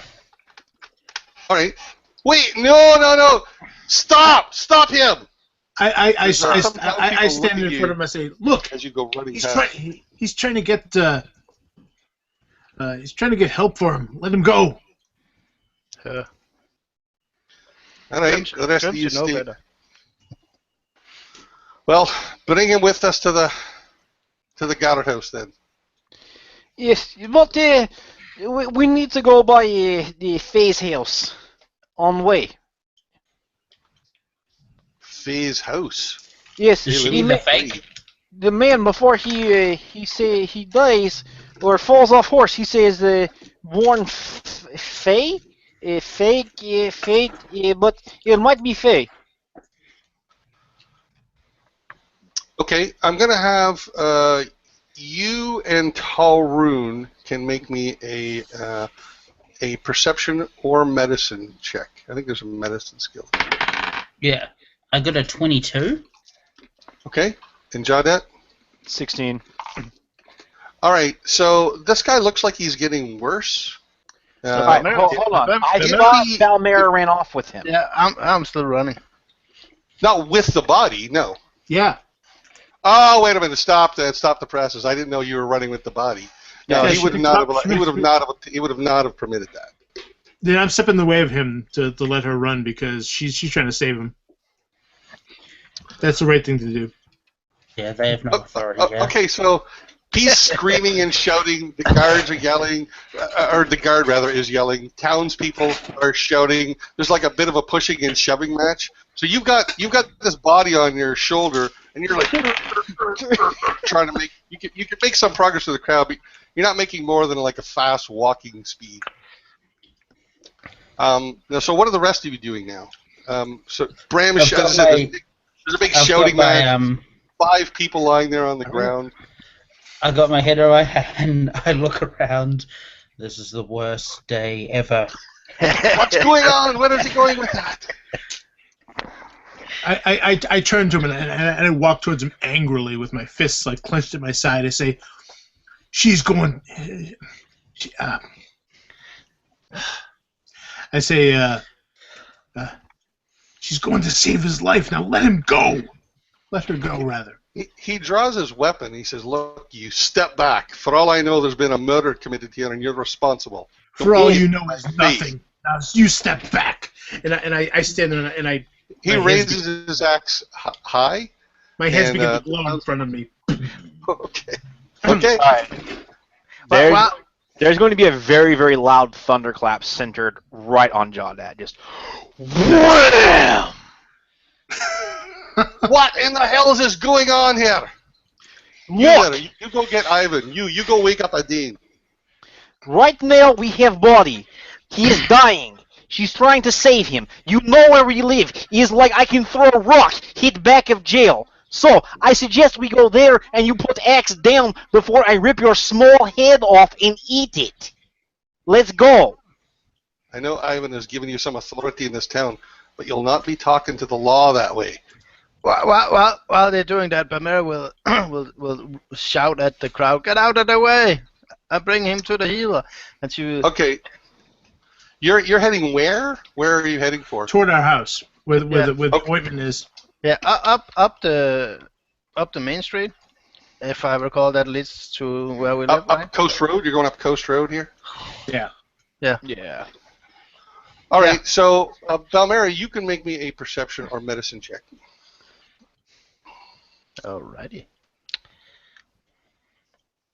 Hang on. I roll 13. All right, so you can see that this guy is getting weaker. The foam spittle around his mouth is starting to thicken, and he starts shaking and shuddering, twitching. Okay, am I out of the crowd or still in the crowd? Well, you're out of the crowd, but there's still people on the road. Like, they're coming to see what's going on. People are hurrying down the road to see what's going on. So you're not pushing your way through, but you're managing, maybe a slow jog carrying this body. Good. Okay, I feel especially with Jodette's like thunderclap. It's good to keep the crowd away from her. Yeah, as soon as I'm out, There's a huge. Well, I don't say there's 50 people gathered around the three right now. I was going to say you guys are all encircled. There's pushing and shoving. Bram has his weapon out. okay, as soon as I'm out of the main crowd of people, I will cast prestidigitation, so my eyes will flare red, and I'll try to use that to intimidate people as I run to by them. Okay, fair enough. No one is really trying to stop you right now, but you're definitely getting some stares. I have to make a few rolls here. I have to make two rolls actually. Okay, and again. All right. So what are you guys doing? As I said, there's shouting and screaming. You're basically grappling with Bram right now, Grim. Yeah, I'm trying not to grapple with him, but I'm basically just standing in front of him, and I'm reasserting that we're trying to save this fella. If you don't back off, he's gonna die. So Ivan comes up. He's not in his armor anymore. And Ivan says, "What the fuck is going on here? Why are there townspeople lying in the dirt?" I said, "This fuck is going on here." He's trying to interfere with. Look, keep in mind. Just everybody, calm down. He points to you, and he points to Jada. You just remember who are the official guards of this town, okay? I'm trying to. Tone the attitude down, pal. I'm trying to, but this asshole's making it really hard. Look, there was. I walk up to him. My hands are no longer glowing. I say, we were on our way home. This fella came towards us. He fell off his horse. He mumbled some sort of warning. Wait. We don't need the whole street hearing about this. Let's go to the guardhouse and discuss this. I think we do need the whole street hearing about it because the whole street saw it, and if we let these rumors sort of leak out as to what happened, we're going to either go to the guardhouse or I'm going to have to arrest you. Oh, wait a second. Can't be talking about this in public. So now we're going to go to the guardhouse. Something I suggested, but Bram told me no. This is great. Yes, guardhouse is a good place. Let's go. Okay, so Ivan, Bram, a Dane shows up, the human guard, and Talrun, Jadat, and Grim are going with you, and there's 3 other townspeople going with you as well. And as we're being led away, Bram still has fire in his eyes. I turn towards Bram. I say, if the fellow that we saw dies, it's his fault, and I point to him, and I head off, following after Ivan. Nice logic, but anyway. So you guys make it to the guardhouse. Hey, listen, it's no better than their logic, where they suddenly like, look, it's murderers just because they happen to be around the guy who fought the horse. One person did that. Only one person accused you of that. And anyway, in real life, what you were doing would be considered a crime if you were interfering with the police. Yeah, that's my point. Okay, anyway, at the guardhouse, in real life, and you don't throw fireballs, and you don't get reputation as heroic adventurers that have saved multiple people in the town. Well, maybe you don't. in any case, you guys are back at the guardhouse. And Ivan says, now everyone calm down and tell me just what the hell happened. Because I can't get one night of peace. Okay. So, look, there was dinner. After dinner, we were walking home. There was a rider on horse. He comes riding towards us. He falls off at Tolroon's feet. He says something that sounds like warn about fake or warn Faye or something. Yes, Tolroon, that's what he said, yes? Mm-hmm. Sounded like Faye, I nod aggravatedly, keeping my mouth shut. When I see him collapse, I call on power of Joaquin. I try and stop a process of dying. It's not like healing, but it's like healing, but not. Does this make sense? Yeah. And then a lady, not her, and they are men. Not them. Lady says, she says, look, is killers, murderers. And then the whole town is like watching us. Okay. Ivan puts up a saying, wait. He points to one of the townsfolk. Oh, what did you see? No, pretty much what he said. I didn't see the man approach. I just saw him fall to the ground. But it's pretty much like the orc said. What's this about murderers? One of the other townsfolk goes, Rudel. So where is this victim right now? Belmir is our companion Belmir is trying to save his life. We have a potion, a salve at our house that we recently acquired. That he's trying to go save him. We tried to explain that to this jackass here, and he wouldn't hear any of it. Well, Bram and I will have a talk. We'll figure that out. Let's go see to this victim of yours. Fine. You three can go.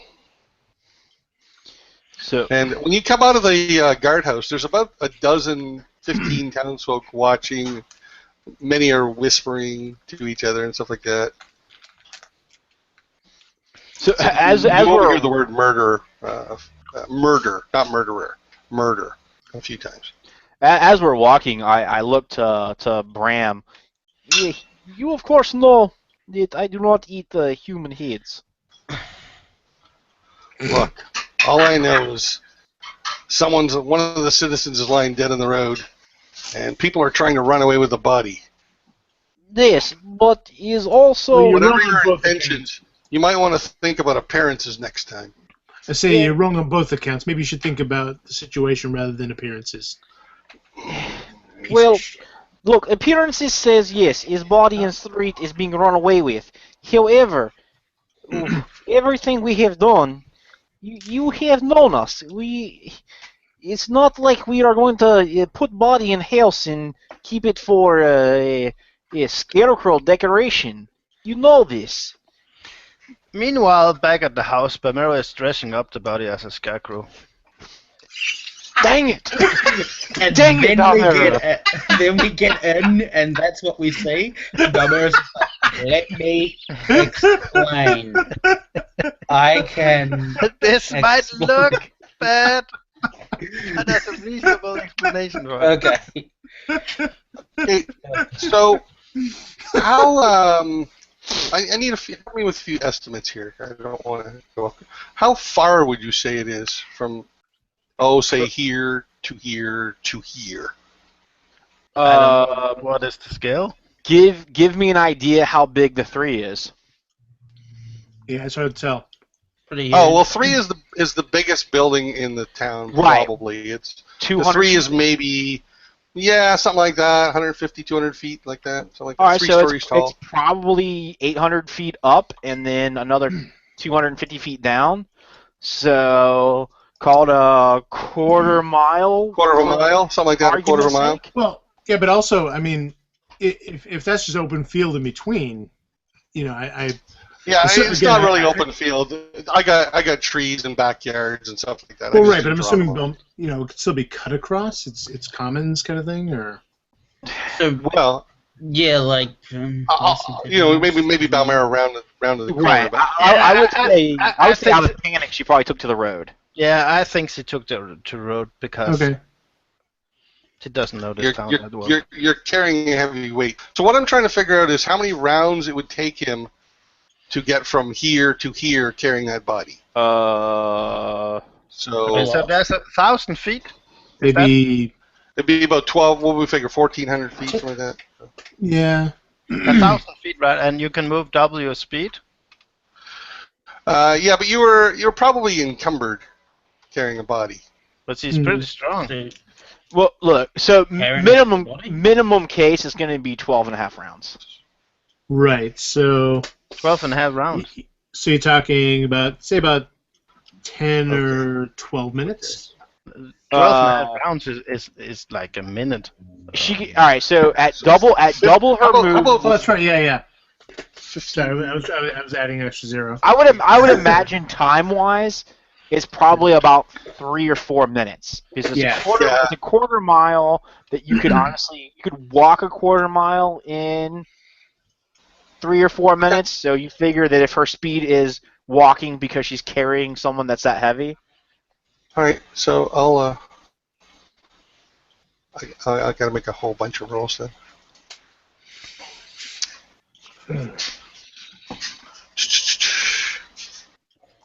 So on a metal, I'm making saving throws for the victim Right. as well. I mean, if Yeah. you're doing 4 minutes, it would be I guess 40 saving throws. It depends on the Yeah, person. I was thinking. Are they all per round? Well, I happen to know the effectiveness of what's affecting him, so. All right. So when you get back to your house, Balmera, he's not breathing or moving.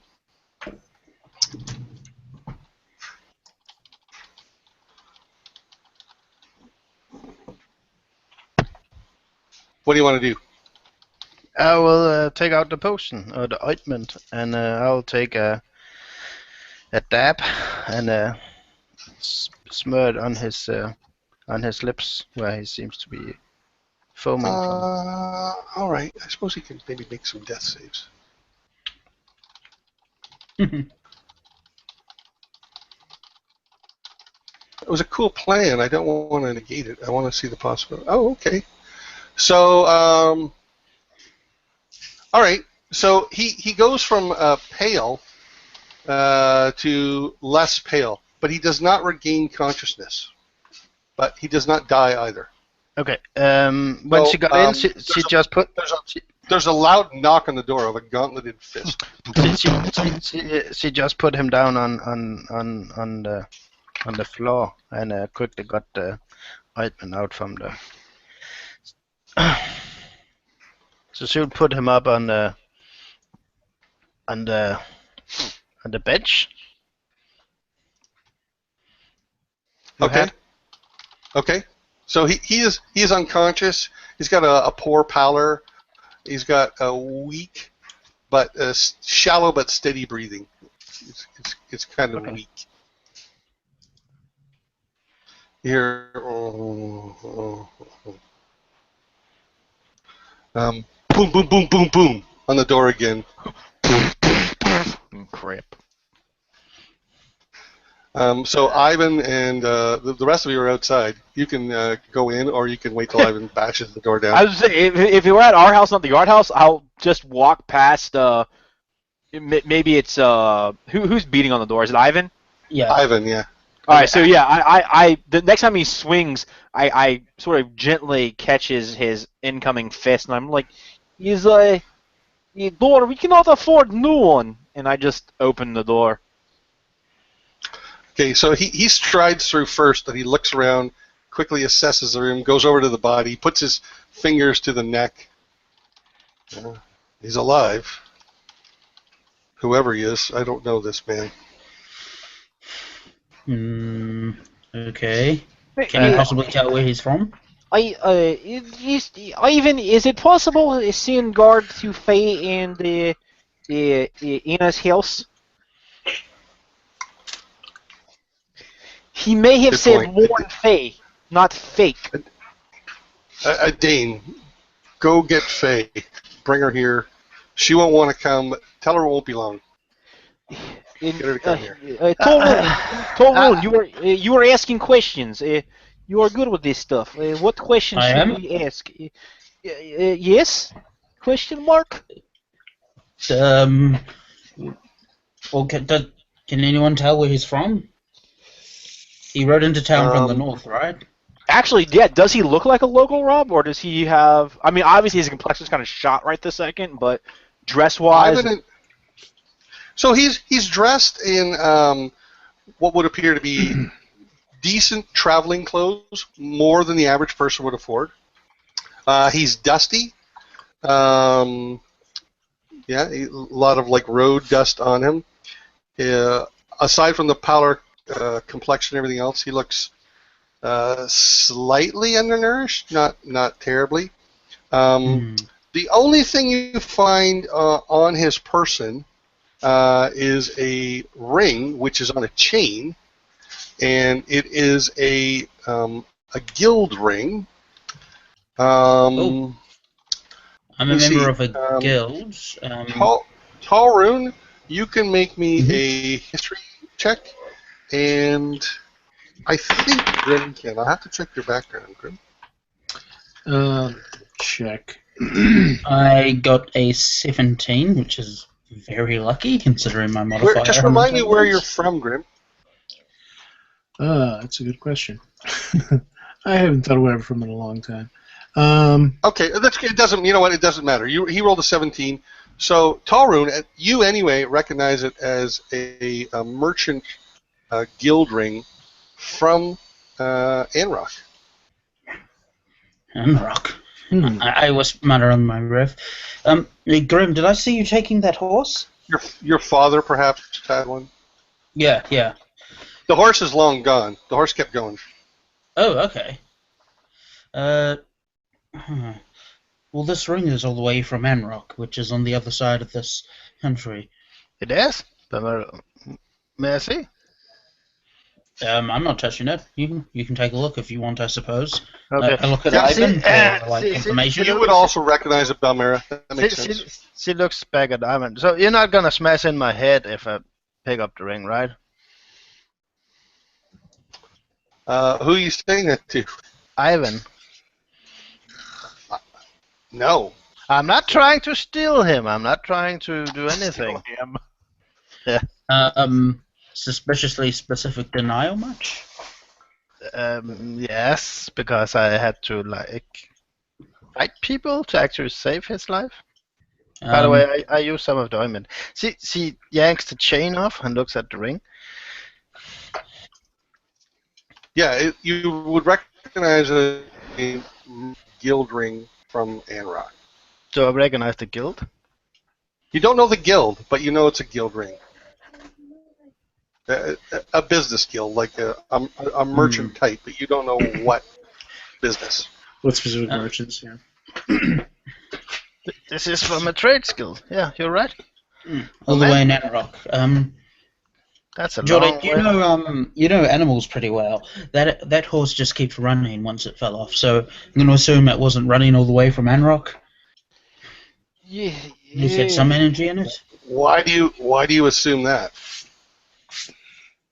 Well, he must. It's been a long way. If he's come here on such grave business that he would risk his life. I'm suggesting that maybe he came from Anrock, but then learned of something urgent. Yeah. Something must have happened. If horse did not stop when rider fall off, right? Horses are trained. They stop when the rider falls. Is why good horse. This one keep running. It means that horse was scared of something also. Is why it keep going. Perhaps. He was attacked. How was this guy poisoned? I don't know. Let's see. If I pull off his shirt, can I see any like wounds from? Excellent. Okay, so you can make me a perception check. I'm going to give you advantage since you're looking. You know what you're looking for, kind of thing. You know what I mean? Like. Okay, with advantages, I rolled a 6. With advantage, you roll the 6. All right. Yes. So you don't find any wounds on him. I say, I look to Jordan. I say, look, Jordan, you know a bit more about It could be better. Digestion. health than any of us do. Take a look at him. This. I mean, I can do that. Yes, I can. I take a look. I cannot make promise. Just do your best. All right. But you make me a medicine check, please, with advantage. Yes, I can do this. This guy. Ivan and Bram are also in your house supervising. It's probably pretty crowded in that front room. It's not very big. Yeah. And you've got a fireplace in the kitchen. You're probably all kind of jammed around the couch there. So at one point, while I'm examining him, while making my medicine roll, I look over at Bram and I'm like, is it possible you take Beryl, move further back, make more room? Good luck getting some sleep. Don't forget, 8 o'clock tomorrow you're back on. Ivan says, I know. Bram says, I'll go back on patrol. He walks out, slams the door pretty hard. Go ahead. You said with advantage, right? Yeah. Okay, so 18. All right, so on the lower part of his neck on the back, you find a small puncture, and there's like a tiny little hollow dart needle, you know what I mean? It's not a whole dart, it's just like a little hollow delivery tube. Okay. It's very tiny. Close examination, without close examination, you never would have found it. So, I don't have anything. But I mean, if this guy isn't going anywhere, right? Shouldn't Grim and I go and check on Faye? And they already sent a guard over there. What? Mm-hmm. A Did they guard. already send? Yep. Did they already send the guard to Faye? Yes. In fact, yeah, Aiden knocks on the door. Okay. Okay. So I answer that door. Here she is. So Faye comes in, and Adane says to Ivan, he goes, can I go? I have to be back on shift at 4 this morning. Ivan's like, yes, go get some sleep. Faye comes in. Well, dear, what's all this about? I've got a tavern full of people. There seems to be talk about you. All good question, but do you know this man? I can't say that I do. What about this ring? I show her the ring.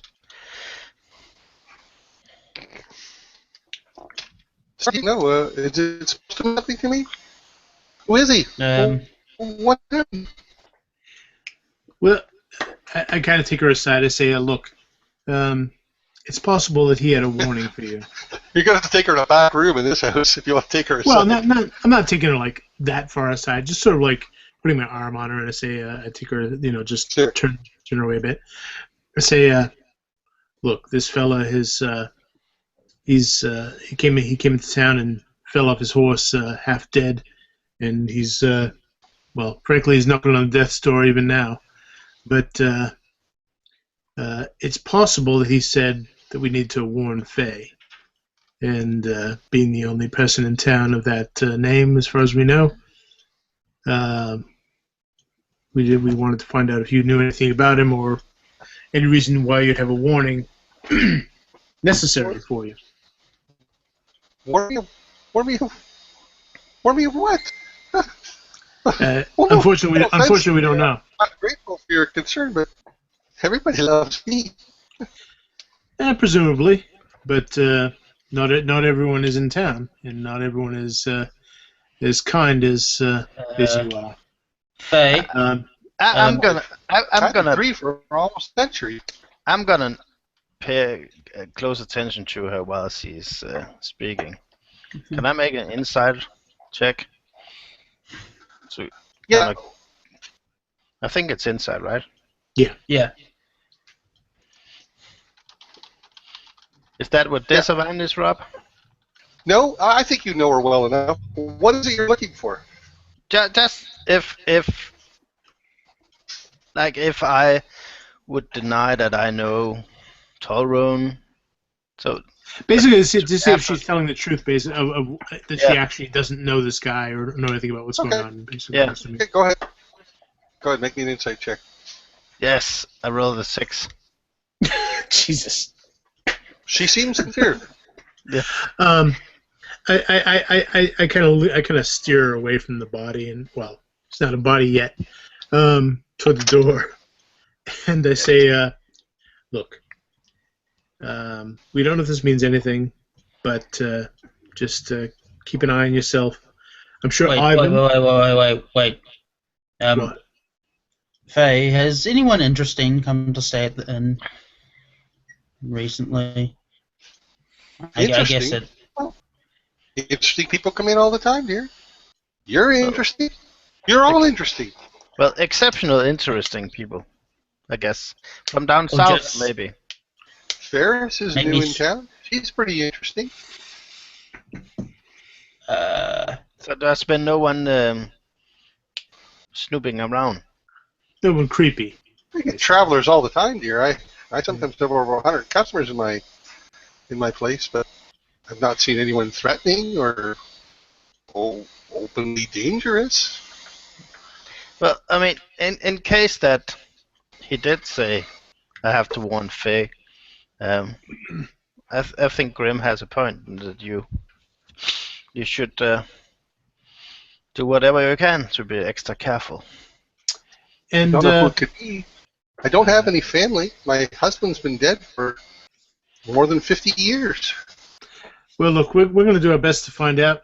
So you can why don't you go back to your tavern, just be a little extra cautious, and make sure you let everyone there know that Jordat, Belmira, Taron, and myself are working with the captain, Captain Ivan here, to solve the situation, and we're on top of it. Well, I must say, you certainly make the town more interesting. Well, Well, we hope to make it safe. They do that. Good night, Faye. Okay, well, thanks for the warning, dear. I'll be careful. She leaves.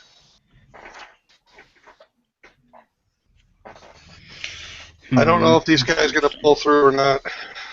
I don't know what skills you have.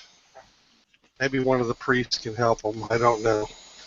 He was poisoned. Yeah, he seems stable for now. The ointment that we used should, at least according to the alchemist, should neutralize any poison, but it may take a little bit of time. Perhaps getting him to the temple would be the best option.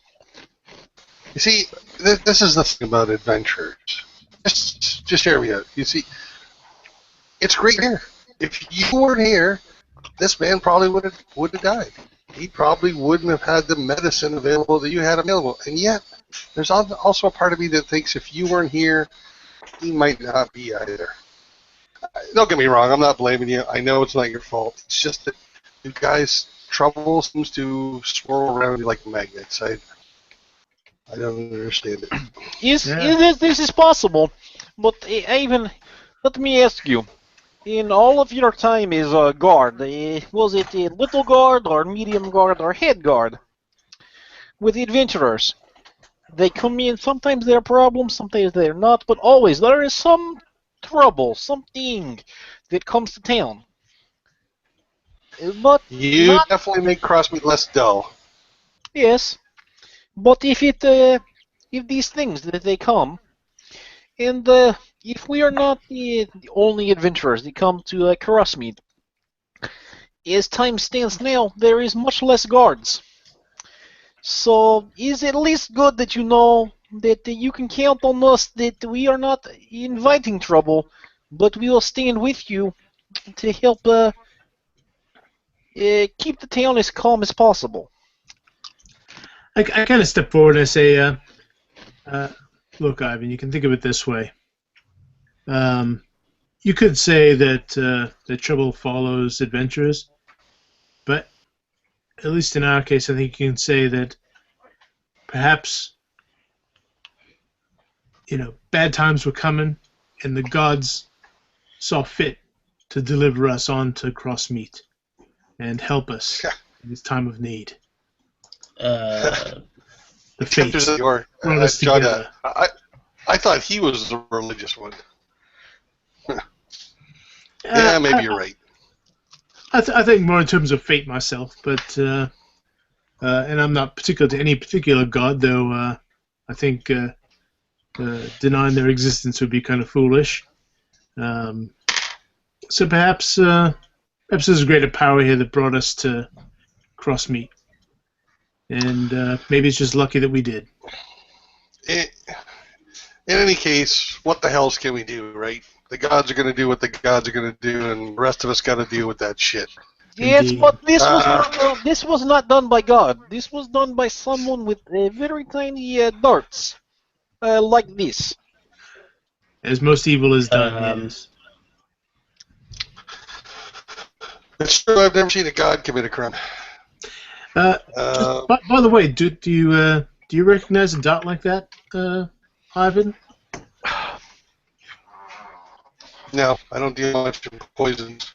Avalon might know more. He sells poisons.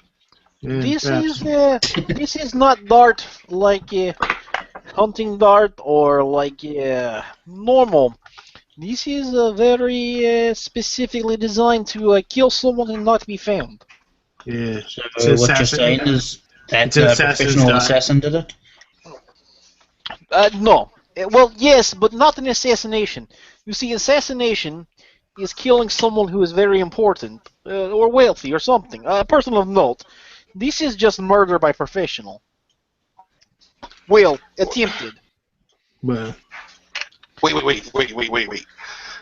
I'm not refuting anything you say. All I know is this guy's not dead. There's no murder around for me to arrest right now. And I got to be back on duty at 8 tomorrow morning. So I'm going to have someone come by and carry him over to the Joaquin's temple. And I'm going to go back to bed. And if you guys actually find any murders or clues or who knows who's after who, please keep me informed. But this 3-guard rotation is killing me. Just remember, Ivan, I am professional merchant. You're a professional guard. Whoever did this is professional killer. I do not leave business undone. You do not leave guard work undone. That means someone will still be here to finish job. And yet something comes undone. Great. Great. Well, I guess Jonathan's point is I got to get him to a. Yeah. We got to get him to a church. I guess Jonathan's point is if you send someone over to carry this fella to the priest, you might want to send a couple of guards with him, just to be sure. Yeah, I think but hang on. I'll get them in this court. It's Good. But why don't you just heal him, Jadad? We can talk to the guy here. Because if it is poison, this is not something that I can. That's true, but if Evelyn's claim about this ointment is true, he should be cured from the poison. Yes. And if you can bring him back, well, Ivan is here. I mean, we can. Ivan can ask him. God, I gotta go to bed. Look, let him sleep. In any case, you never do it. I'll send someone by. Getting punchy. Yeah. All right, so he leaves. All right. Yeah. So you guys are in your house with the not quite as stiff. Okay, I'll strip his clothes off him, the unconscious man. I'll look in the boots. I'll look in his pouch. I'll look in his shirt.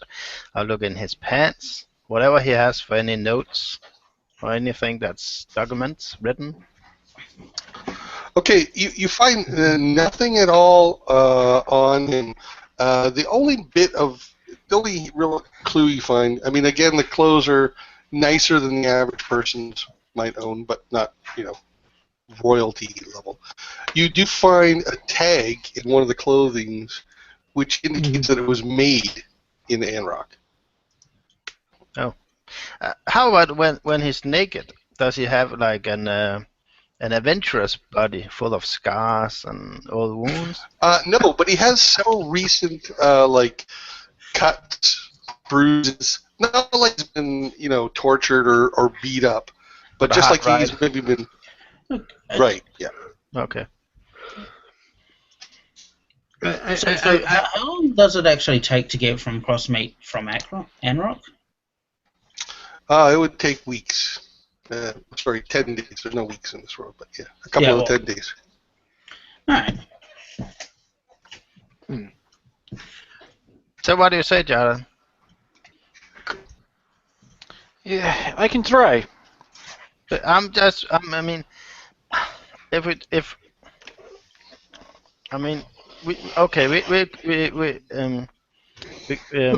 let's assume that you heard right, and he did say I have to warn Faye, which she doesn't know him, and that seems true enough. So clearly, she might not be in any immediate danger. So we could just leave this out of here. I mean, the guards certainly seem more concerned about getting sleep. So I'm kind of pacing around. I say, look, I'm all for getting the information out of this guy, especially if Faye is at risk here. I'm kind of fond of him myself, but you saw that crowd earlier. I mean, we're lucky we didn't get lynched for just being near someone who passed out. I mean, this town is kind of twitchy, if you know what I'm saying. Yeah, but what I understand. That crowd came out of nowhere. I know, but what I'm saying is that I just don't want this fella dying in our house. Yeah, but okay, we can do this, and we can find out what's going on. Great. That's great. But, I'm all for that. But we can say this is none of our business and hand him over to the guards and Eben. No. I'm not saying we hand anyone over to anyone. If we get him to the temple, look, Jordan here is an upstanding member of the local temple, is he not? Yeah, but I don't understand why Jordan he can heal and they can heal. Why are we going up there to pay for healing when we have? I'm not saying we pay for healing. But then they're not going to just turn him away. I'm sorry. Did you get any service in this town that you didn't have to pay for? I kind of looked at John questioningly. It's like, if we brought this poor fellow to your temple, would they just turn him away, or? Yeah, it will depend. Besides, if there is professional looking for him, if anywhere we leave him, we are endangering everybody else. Right. And we're already involved. Right, and we have a small mushroom farm already. We can just put him with mushrooms. Yeah, it's really small. I'm not sure. Yeah, I'm not sure it's conducive to healing. But that aside, I mean, I'm sure Belmira wouldn't mind giving up her bunk for this poor fella. No, there are windows in that room. But you know what we could do? Yes. We could heal him. We could take the wagon and we could go out to the foundry, and we could stay there. That is a bit of a drive. With the big murdering golem. No, I'm not saying we go into the back room. I'm saying we go into the ballroom and we stay there for the night. If they come looking for us, they will come looking here, right? Yeah. Unless they're watching us. That's true. I guess they could be watching us. I glance nervously at the window. Look. As you glance at the window, there's a on the door. At the door. Oh boy, more visitors. As I walk over. I grab a handful full of sand. I'm ready. I turn the door handle slightly. Who is it? Bram, we're here to take him over to the Joaquin's temple. Okay. I open the door. So Bram is there with two males, about 25-ish, human, stocky, and there's Bram and these two boys, and Faye as well. She's there. All right. No change. You haven't heard anything. Nah, nothing yet. He's tired. He's been. Looks like he might have been poisoned. I'll grab the dart from Jada and hand it to one of the guards and say, "You want to give this to the priest? This is what he was stuck with." We used a healing salve on him that's supposed to take care of poison, but he's not awake yet. So Bram takes out a dirty rag. You found poison on him, did you? Yeah, this dart here. So he takes the dart tip in the rag and he folds it up. And the two guys come in and they have like a beer carry him on, and they set him on it. And Okay, as they got him up on the stretcher or whatever it is, Balmero takes his clothes and kind of put it up top of him. Why is he naked? Looking for clues. He was being healed and we were searching him for wounds. Fair enough. Look. All right, let's get him to Eppin. I sigh and I look at Jaudet, Talrun, and Balmero. It's like,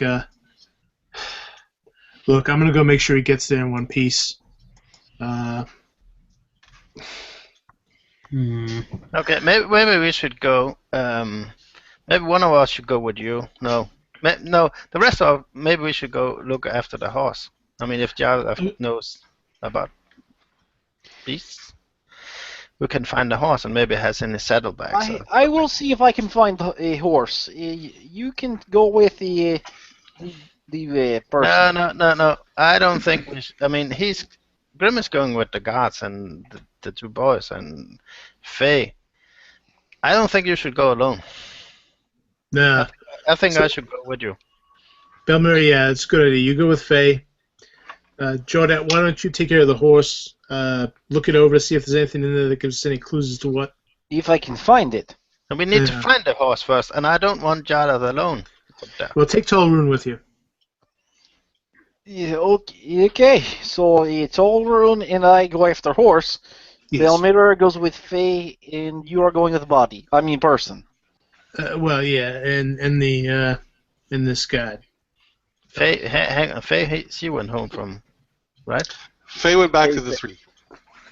Yeah. She left to go back to the three. I She think was there. we're- She left to go back to the three. She was there. You just said Faye was there. She was there. Yeah, She she was came there. back, but then she left again. Yeah. Okay. She asked if there would have been any change. Yeah. Gotcha. I missed that part. Okay. Sorry. Gotcha. So Balmero will go to the three then to keep an eye on her. Okay. Wait, so who's going where? I'm going with the guards and this wounded person, this strange mystery person. I'm going with them to the temple to keep an eye on them. Balmero is going to the three to look after Faye. Jaudet and Talrun are going to find the horse and see if there's any clues on this horse that can give us any insight as to what this guy was and what he was doing here. Yeah, not to question your idea. But why am I going to the tree again? To keep an eye on Faye. To make sure that if clearly it's possible this guy had a warning for her. So the warning could have been some sort of threat, and if there is a threat, you need to deal with it. Also, because you are familiar with people in 3. If you see someone who is suspicious, you can question them. Look, look, Belmira. There's no pretty way to paint this, but you know scumbags. I do. You do. Yes. Well, I know gnomes. Gnomes are scumbags. I'll let you know if I see any gnomes. Yes, that's fine. However you think about it. Wait. So are we gonna come back and then realize that be told that there are a bunch of gnomes at the 3, which isn't what we were looking for? Yeah, there's a big gnome convention. Yeah, gnome convention in town. The place is full of scumbags.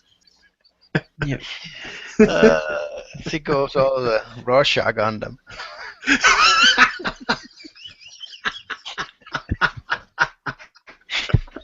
Well, I'm not stuck in here with you. You're stuck in here with me. Closest the doors.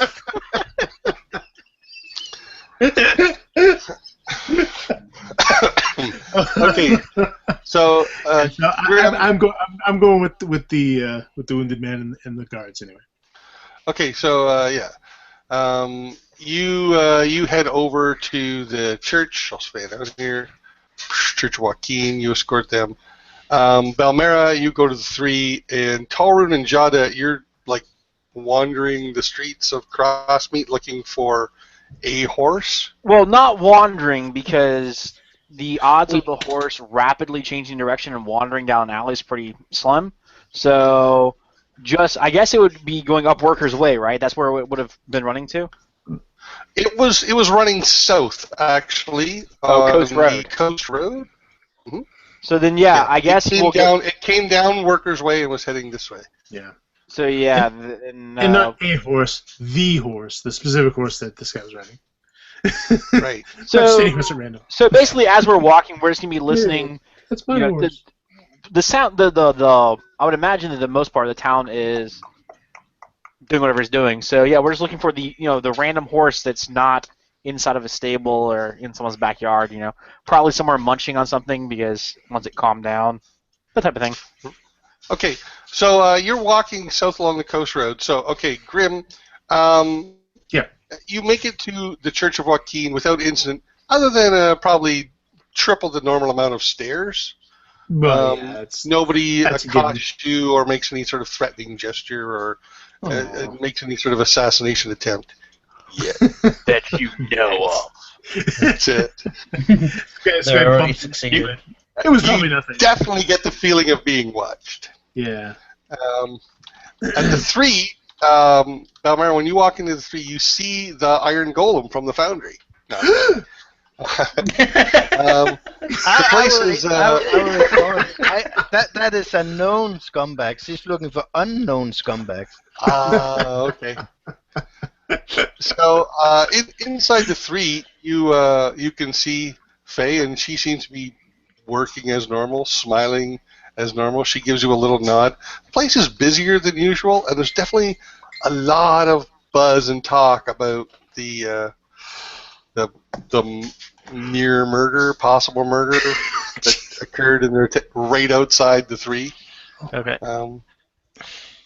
But Belmera you're definitely attracting a lot of stares as well. Okay, Belmera would do the best to impersonate the bodyguards from back home and kind of go around and being all silent and mean looking, walking around, keeping an eye on Faye, keeping an eye on the patrons, keeping an eye on the stairs, keeping an eye on the door. It's very effective. No one really comes near you. Faye is the only one who makes your eye contact with you and smiles. Everyone else gives you a wide berth. You feel lots of stares, maybe some suspicion, something like that. Well, he's not exactly being friendly, is he? Anyway, okay, so Jadat and Talrun, you're walking down the street. you do see an occasional person with a horse, walking with a horse, riding a horse. You don't see a loose horse, though. You're also getting your share of stares. They're not particularly hostile like Belvedere was getting. Excuse me, did you see a horse with no rider run this way? A few people, the first few people you ask say no. Then you ask, they say no, and then a female approaches you who's about 18, 19, and nice to, and she says, she kind of leans in and whispers into Tallroon. She says, that gentleman there by the slag, he grabbed the horse. And you see a large, sort of burly human, and he's got a dark-colored horse with, it's not wearing any riding gear or anything like that. It just has sort of like a leash, a lead line around its neck, and he's standing there with this horse. She points at him, and then she kind of quickly walks on, Tallroon. Now is the time to do. I just got back. I don't know the full. Oh, sorry. So, when I was asking townspeople for a horse, if they'd seen a horse, and without an owner, and this woman leaned in and said to you quietly that she pointed at a man standing outside the slag, and she said he grabbed the horse. And this horse is a dark horse with no riding gear, just a lead line around it. And she quickly walks away. And I confirm, like, yeah, that is the horse that I saw. Well, you're not sure. You didn't get a great look at it. It could be the horse you saw. You're definitely not certain. Right. It is, and you know it is. Stand up to it. Grow some balls. Yeah, of course. Got it. There's the horse. It yells Grim from the other side of town. You're right. He has Grim's voice in his head. Huh? Grow a pair of balls, you pansy. What would Grim do in this situation? WWGD. Now is the time for Torben to level up. He is known as the pig puncher. Now he could be known as the horse puncher. It's a rampaging boar. Okay, I think that's better than punching a horse. Alright, so yeah, I tapped Jordan on the shoulder. Assuming he's still next to me. Yeah, that lady just said that horse was the one that we were looking for. That man's taking it. We shall have words with him. I turn and walk closer. I shoot Tolrin in the back of the neck with one of the darts. Got it!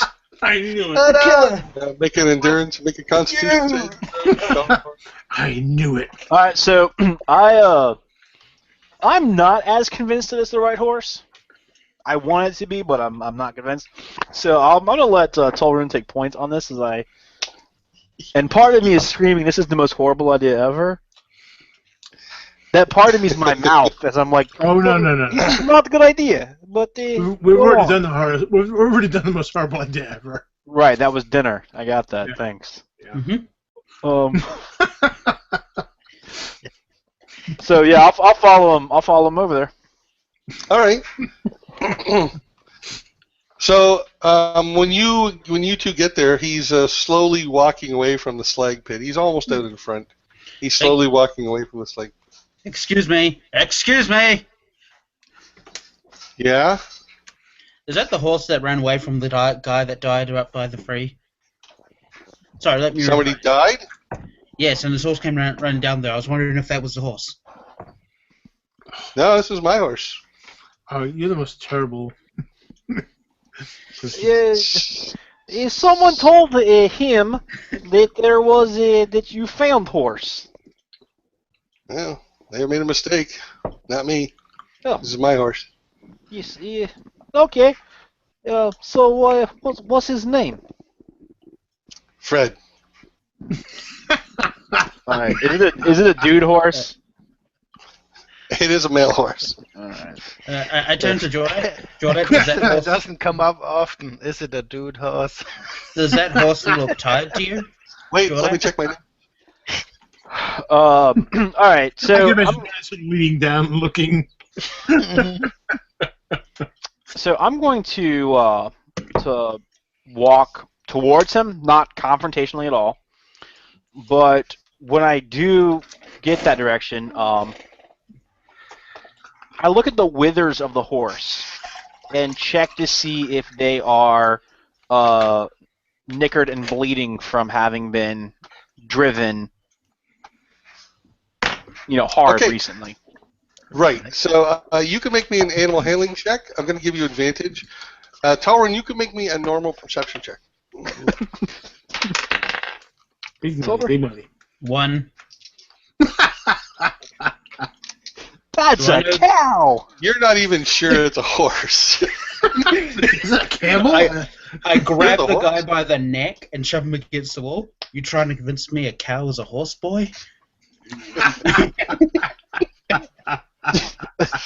I look very confused when that happens. Don't You really mess grab with him? me, You really grab him? No. It's gonna be a Yeah, 20 on animal handling. Yeah, I'm not a real smart horse guy, but it looks like they sort of, I don't know how to describe it. Horses kind of look like they sweat when they've been running a long time. They get this sort of yeah. sheen to them. He definitely has that look about it.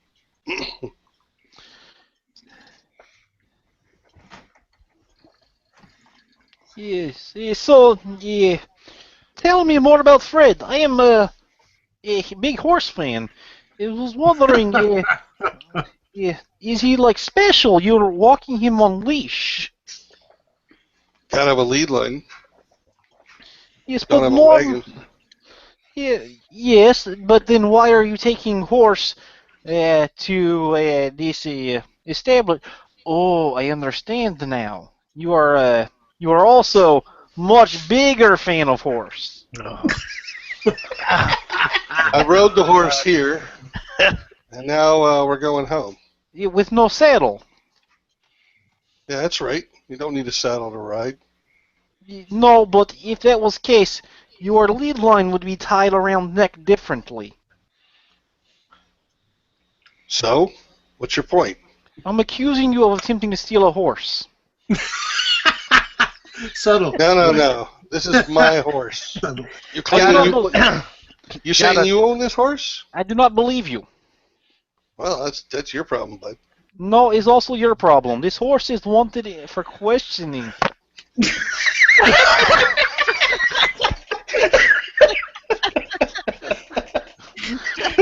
That made way more sense in Orcish in Jodak's head, just for the record. Look, I think you maybe had a few too many in the slag pit, buddy. Go Hey. and To be fair, Sleep it off. in a world that has druids, that's not as crazy as it sounds. No. Yeah. That's true. so Oh, he's, dear. he's walking away from you at a non-hurried pace, All right. just a walk. You guys are so lucky that Grim is not there. I don't know if I agree with that. I think a lot of people is lucky that neither Grim or Belmera is near them. So, I Where guess did Grim is you, that- I guess Grim's extremely after slow you. chase. It's an So- extremely so- slow right. chase right there. Okay, so I turn to look at Jordan. Do you want me to get him, or should do you want to? well, the horse it has ran recently, yes, but there's no saddle, and in fact, if important part would not be horse, it would be saddle. Oh, wait, I know. I hurry along up to the guy, so I take 5 steps. Yeah. If you don't mind, this will settle everything.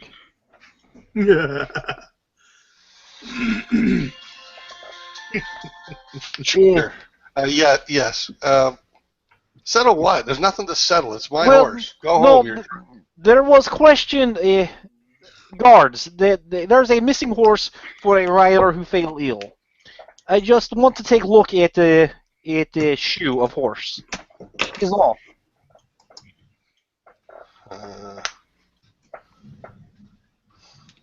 All right. All right, I'm gonna stroke the horse on its side and lift its front foot up and take a look at the shoe. Okay. As you do that, he puts his hand on his sword hilt. He doesn't draw it, Right. but he puts his hand on the sword hilt. It is not wearing any shoes. Hmm. In fact, its feet look a little bit bloodied. Hmm. Oh, I see problem. This makes so much sense. Thank you for explaining. Yeah. Well, go and sleep it off. Right. He So turns and starts making his escape extremely slowly. when you told me I could look at horses' shoes, you forgot to inform me that it wasn't a shoed horse. Oh. Now I know you're lying. Yeah. You said you wanted to look at his foot. I He said got you shoe. there. You did say shoot. I said shoe. I think you've had too much to drink. Just one more thing. See, I'm not the only Columbo in the group. Well, I look at Torin because I mean, what am I What supposed should to I? do? Should I punch this guy?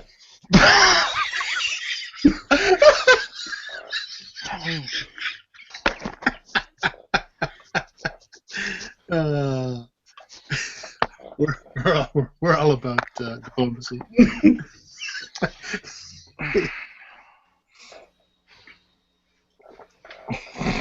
The answer to that is always yes. So he's making his escape extremely slowly. Jordan? All right. So as and I'm gonna follow him extremely slowly. Okay. And as we're walking, I'm going to. Is this horse white by any chance? Yes. I don't know. I just had this image of a white Bronco here, but anyway. No, it's That's- dark. It's dark color. If I'd thought of that, I would have gone that way. It's kind of slow pursuit through town. I don't. John I is can't holding up even a right flashing now. light. Actually, Jawdet is about to hold up a light as I rub my hands together and I'm gonna breathe into him, and my whole assemble's gonna light up. Okay. And looking at the horse, Rob, all I'm looking for is the hair on its back. I'm looking for the indentation of a saddle blanket or a saddle. Oh, good question. I'll make me a perception check. Sure. Yeah, with dice, there they are. I know the facts, and I'm still not sure what you see, so I got to think about Well, it. basically, normally if this horse looks like it's been driven hard, then its then- withers then- would be bloody. well, no, I don't even know what its withers are, so sorry. it's hindquarters, but yeah, it's Also, if it had a it's saddle nice. on for a long time, it would have what? If it Well, kind of like if you it'll had a have- hat on for a long time, so it would have Hat saddle. hair. suffice to say saddle- there would be signs if this thing had had a saddle before it was brushed down, because a horse Right, has to be recently. brushed down. Yeah. Oh, okay, so from the way the horse appears, it looks like it has recently had a good workout, and it normally has a saddle, but probably hasn't had one in the last several hours on it. That help you? I think the more important question, if Jadov knows about horses, he should be able to pick up if this horse is trained and knows this guy, or if it's a unknown guy to this horse, because Well, my mean, family well, has had a lot of horses. No, I'm I just don't saying, deny that. if you go up to a horse that doesn't know you, it's kind of skittish.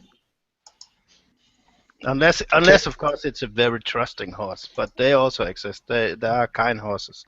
Most of the time, Alright, they Okay. well, I mean, and the horse doesn't look like it's pulling against him, right? It looks like it's just following him. Sort of. So. All right. I don't even.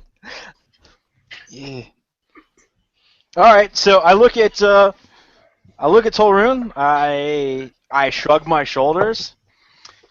I reach in my pouch. I pull out a coin. Yes, you walk in and let me know. And I flip it. So heads is going to be heads. Tolrun is going to be a horse puncher, and tails is not. Turn, knock this horse out. Wait, why am I punching the horse? You're not. You're not. I hope. All Where'd right. it come from? So odds. You're gonna punch him. Evens you're not. Oh my. Man, I don't want to get arrested for jumping the guy with his horse, but I also don't want the horse go away. Welcome to my world. Oh well, I rolled a 1. Punch him.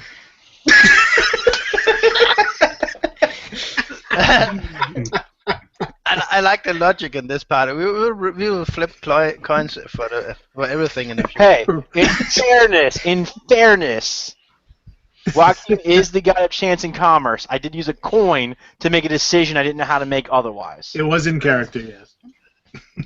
So, if this guy's innocent, Joaquin has some explaining to do. That's right. That's right. It's Joaquin's fault. It's not Johnette's fault. It's Joaquin's fault.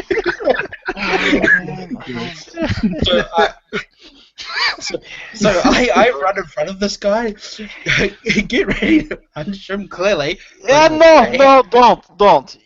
Let him go. But Juliet, No, the horse is not important. If it is the right horse, we must find Saddlebag in saddle. alright, where'd you put the saddle? Well, this is a fair question. Where'd you put the saddle? As I make an aggressive You yell this at the guy? Horse thief? Yeah. Now we're both drunk. The horse. Now he's labeled. Hey, All right, what saddle? It's out in the open now. Fred's saddle? Look, get out of Yes. my face. I think you've been drinking too. You named him horse thief. Can I make an I gotta insight? answer your questions. Can I make an insight check? I will say that it'll be hilarious if I fail. I'm gonna have to say disadvantage. You don't know this guy, so I'm gonna say Yeah, okay. Yes. Even better. Okay, 12 and a 1. Have fun with that. Oh, he seems sincere. In any case, he's not giving you any more clues than I've already given you to ascertain his veracity. He does have his hand on his weapon hilt now, and he says, "Look, get out of my way. I'm taking my horse and I'm going home." I am. We're gonna need to find out 10 after this. Okay. Alright, Now that you can see him in better light, you realize that this is the guy that you fist fought back at the mayor's speech. No, he's coming back as a main campaign villain, I'm sure. Yeah, that's right. You have a really serious wardrobe problem, kid. Alright, you. So he's going to keep walking unless you physically detain him, Yeah. restrain him. You're definitely getting attention from, you're getting a lot of stares and looks from the crowd.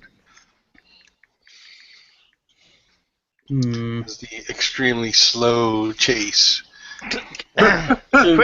continues up Port Street. Quick! Clearly he's provoking you. Punch him. Clearly he's provoking you. You know what's going to be funny is when this is like a setup from that lady who walked up to you and talked to you because this dude stiffed her and didn't tip her one time. Yeah. As both Belmira and Grim are on each of his shoulders, but they're basically just two devils saying, yeah, punch it. Saying the same thing. One's a devil and the other one's Jodat. Right.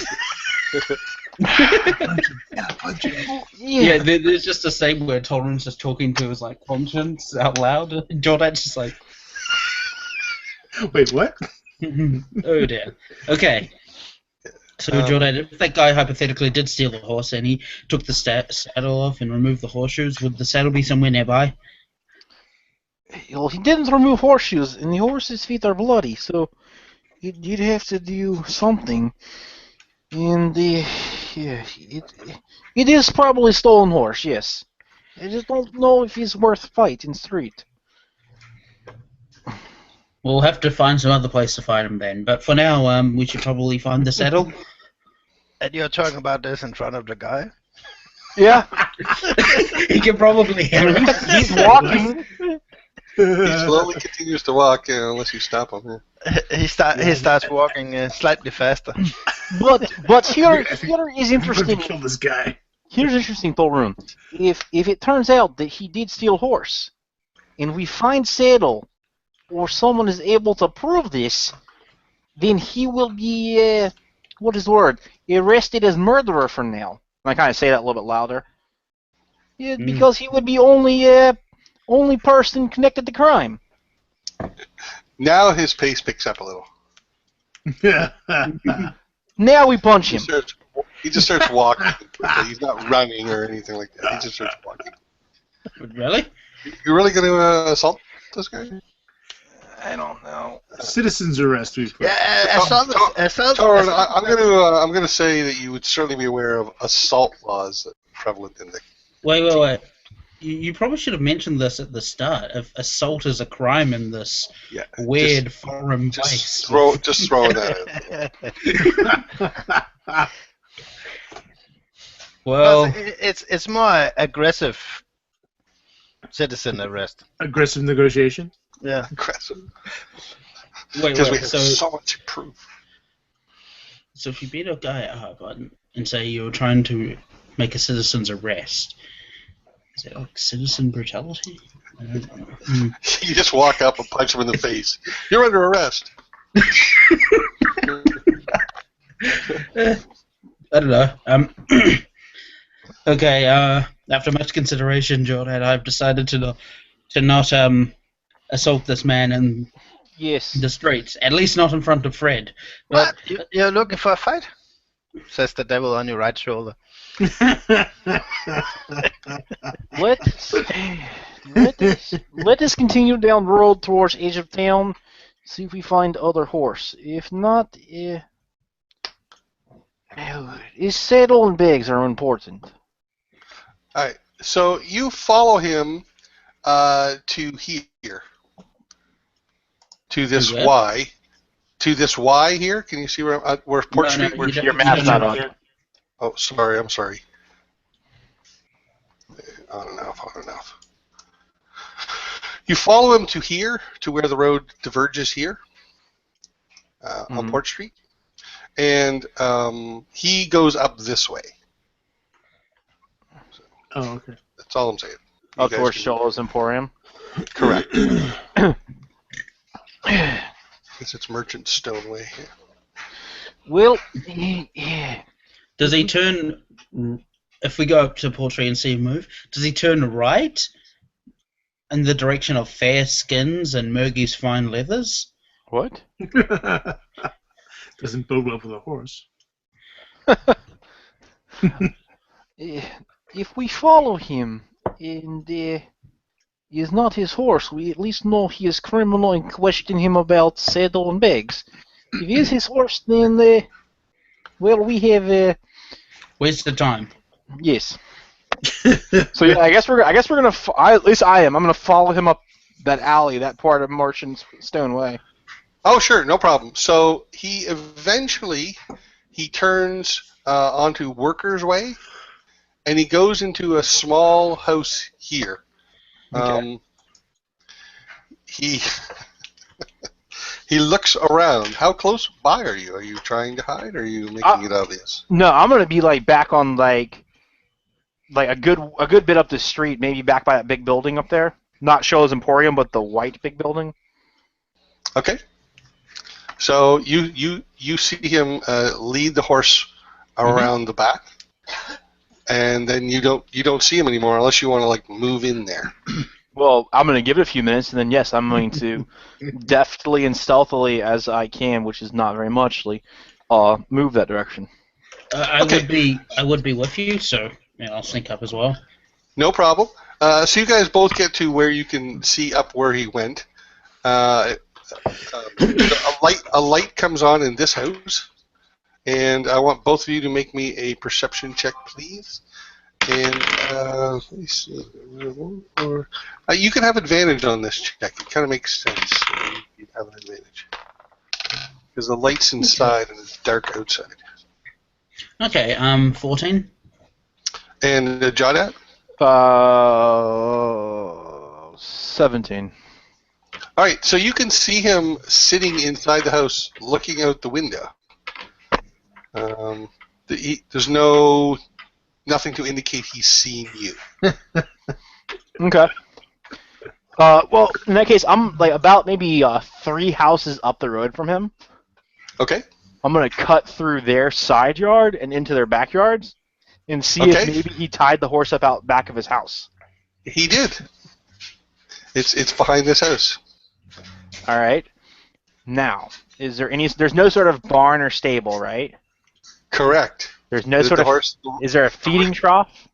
Nope. The reins are wrapped around a tree. That's just a small tree. Okay. Now, Scoot has worn a little path around his tree. Right. Is there a path around this tree? Nope. Stolen horse. All right. So, Thorum is how we do this? Do we steal horse back? Or do we confront him? We need information, not horse. Horse is not important. Except that Ryder will live. Starting to think like Graham. I'd say we. Oh, do you think any of the guards are still around? Yes, yes, Bram, he's still around. Yes, we should definitely go talk to him. He will definitely believe us. I should be the one who talks to Bram, I think. Wait, what are you going to say? I think he has similar horse. Just embellish how sure we are of this. And then when we do confront this man, we'll just say that all he has to do is tell us where the saddle is. How far away is Bram? Wait, is he even still awake? Was it him or Ivan, or maybe both that said that they were? Ivan went to sleep and Annandale went to sleep, but Bram, he is on patrol until 4 in the morning. Then we'll probably just see him around town. Yes, but this big town, we may not have time for this, because the more time that the saddle is in possession of whoever has it, the more likely it is to be gone through the bags. Okay, wait. He is just leaving the slag pit when we saw him. Yes. Do you think he dumped the saddle around the slag pit? No. Would he have dumped it? Maybe. He might have sold it. If he sold it, it would be yes. Sold it in the middle of the night? Yes. Well, if stolen property, there are certain individuals that buy it at certain times, always in dark shadows of buildings, like that. Like the mushroom dealer. Yes. So the mushroom dealer. At the place. Spin? No. The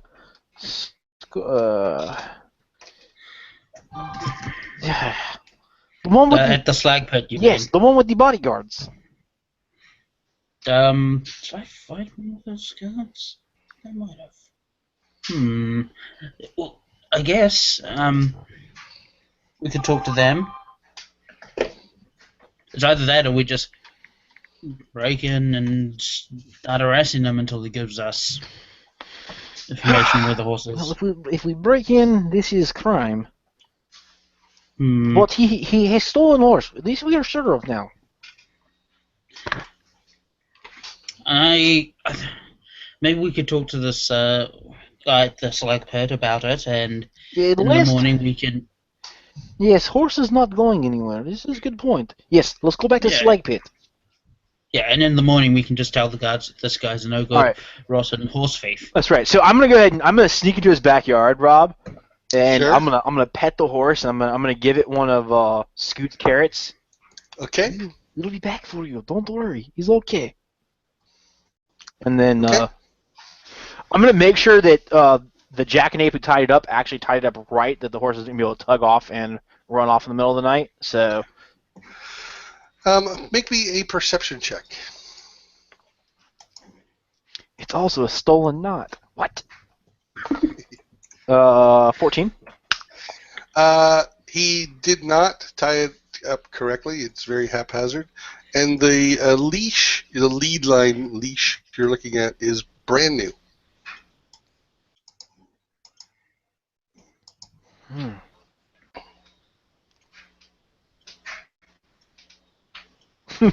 This guy went and bought a used horse over at that lady's new shop.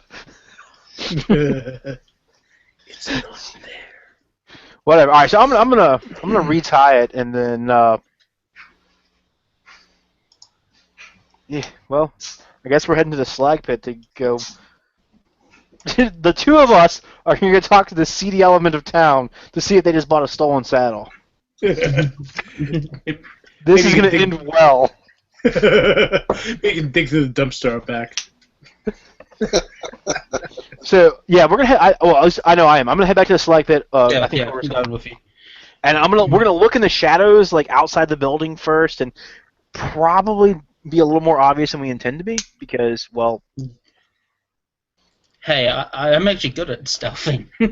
Well, there's a difference between like sneaking around for hunting animals or ninjaing people and looking for saddles in the dark.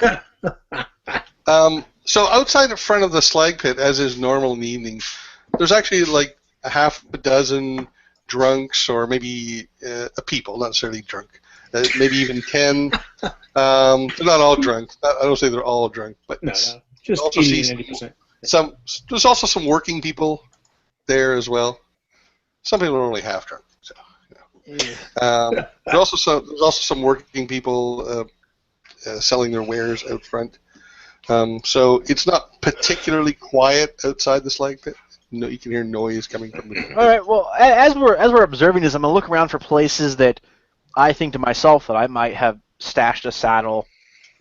Come back for. Well, there is a stables right outside the Slag Pit right here, and there's another stables here. This is a proper stables. This is just like a tent kind of thing. All right. Well, I'll start with a tent. Around the back, there's all kinds of bushes. As you're looking, a female human comes up to you. She's about maybe 40. She says, "What are you looking for, honey?" Yeah, a saddle. Saddle. I can give you a ride. No thanks. Bye. I don't believe in animal cruelty.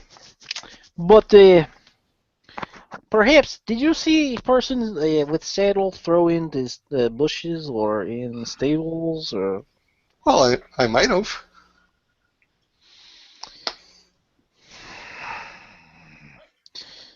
It does sound a little familiar. Really? All right. I'll pull out a silver coin and just sort of chuck it at her. So she catches it and she around back, sweetie. we're gonna get jumped and killed. All right. I'm going around back. All right. So I followed her, being surprised. I said, no, it is. She was asking for a bribe. Torun and Jawdet walk around the back of the dive bar. Never to be seen again. It is pretty dark and shadowy back there. There's a little bit of light in, and you see a dwarf there. Well, you can see his back actually, and he's having a piss. That is not a saddle. All right. Well, I wait for the waterworks to stop. He's not pissing on the saddle, is he? That'd be awesome. Of course it is. I'd be so angry. Of course it is. All right. Well, I wait for the water to stop, and then I. So he staggers back into the slag pit. He passes within 10 feet of you, and if he sees you, he makes no gesture to indicate he does. Well, all right. Well, I'll start taking a look out in the toilet for. Okay, so you find some wet bushes, and half hidden under the wet bushes is a somewhat wet saddle. This is uncomfortable. All the joys of being an adventurer.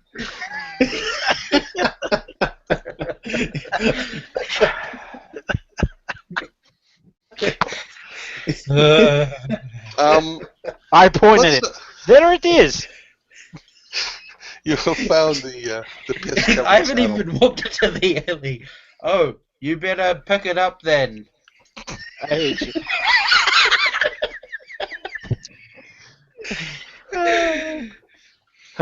The glamour.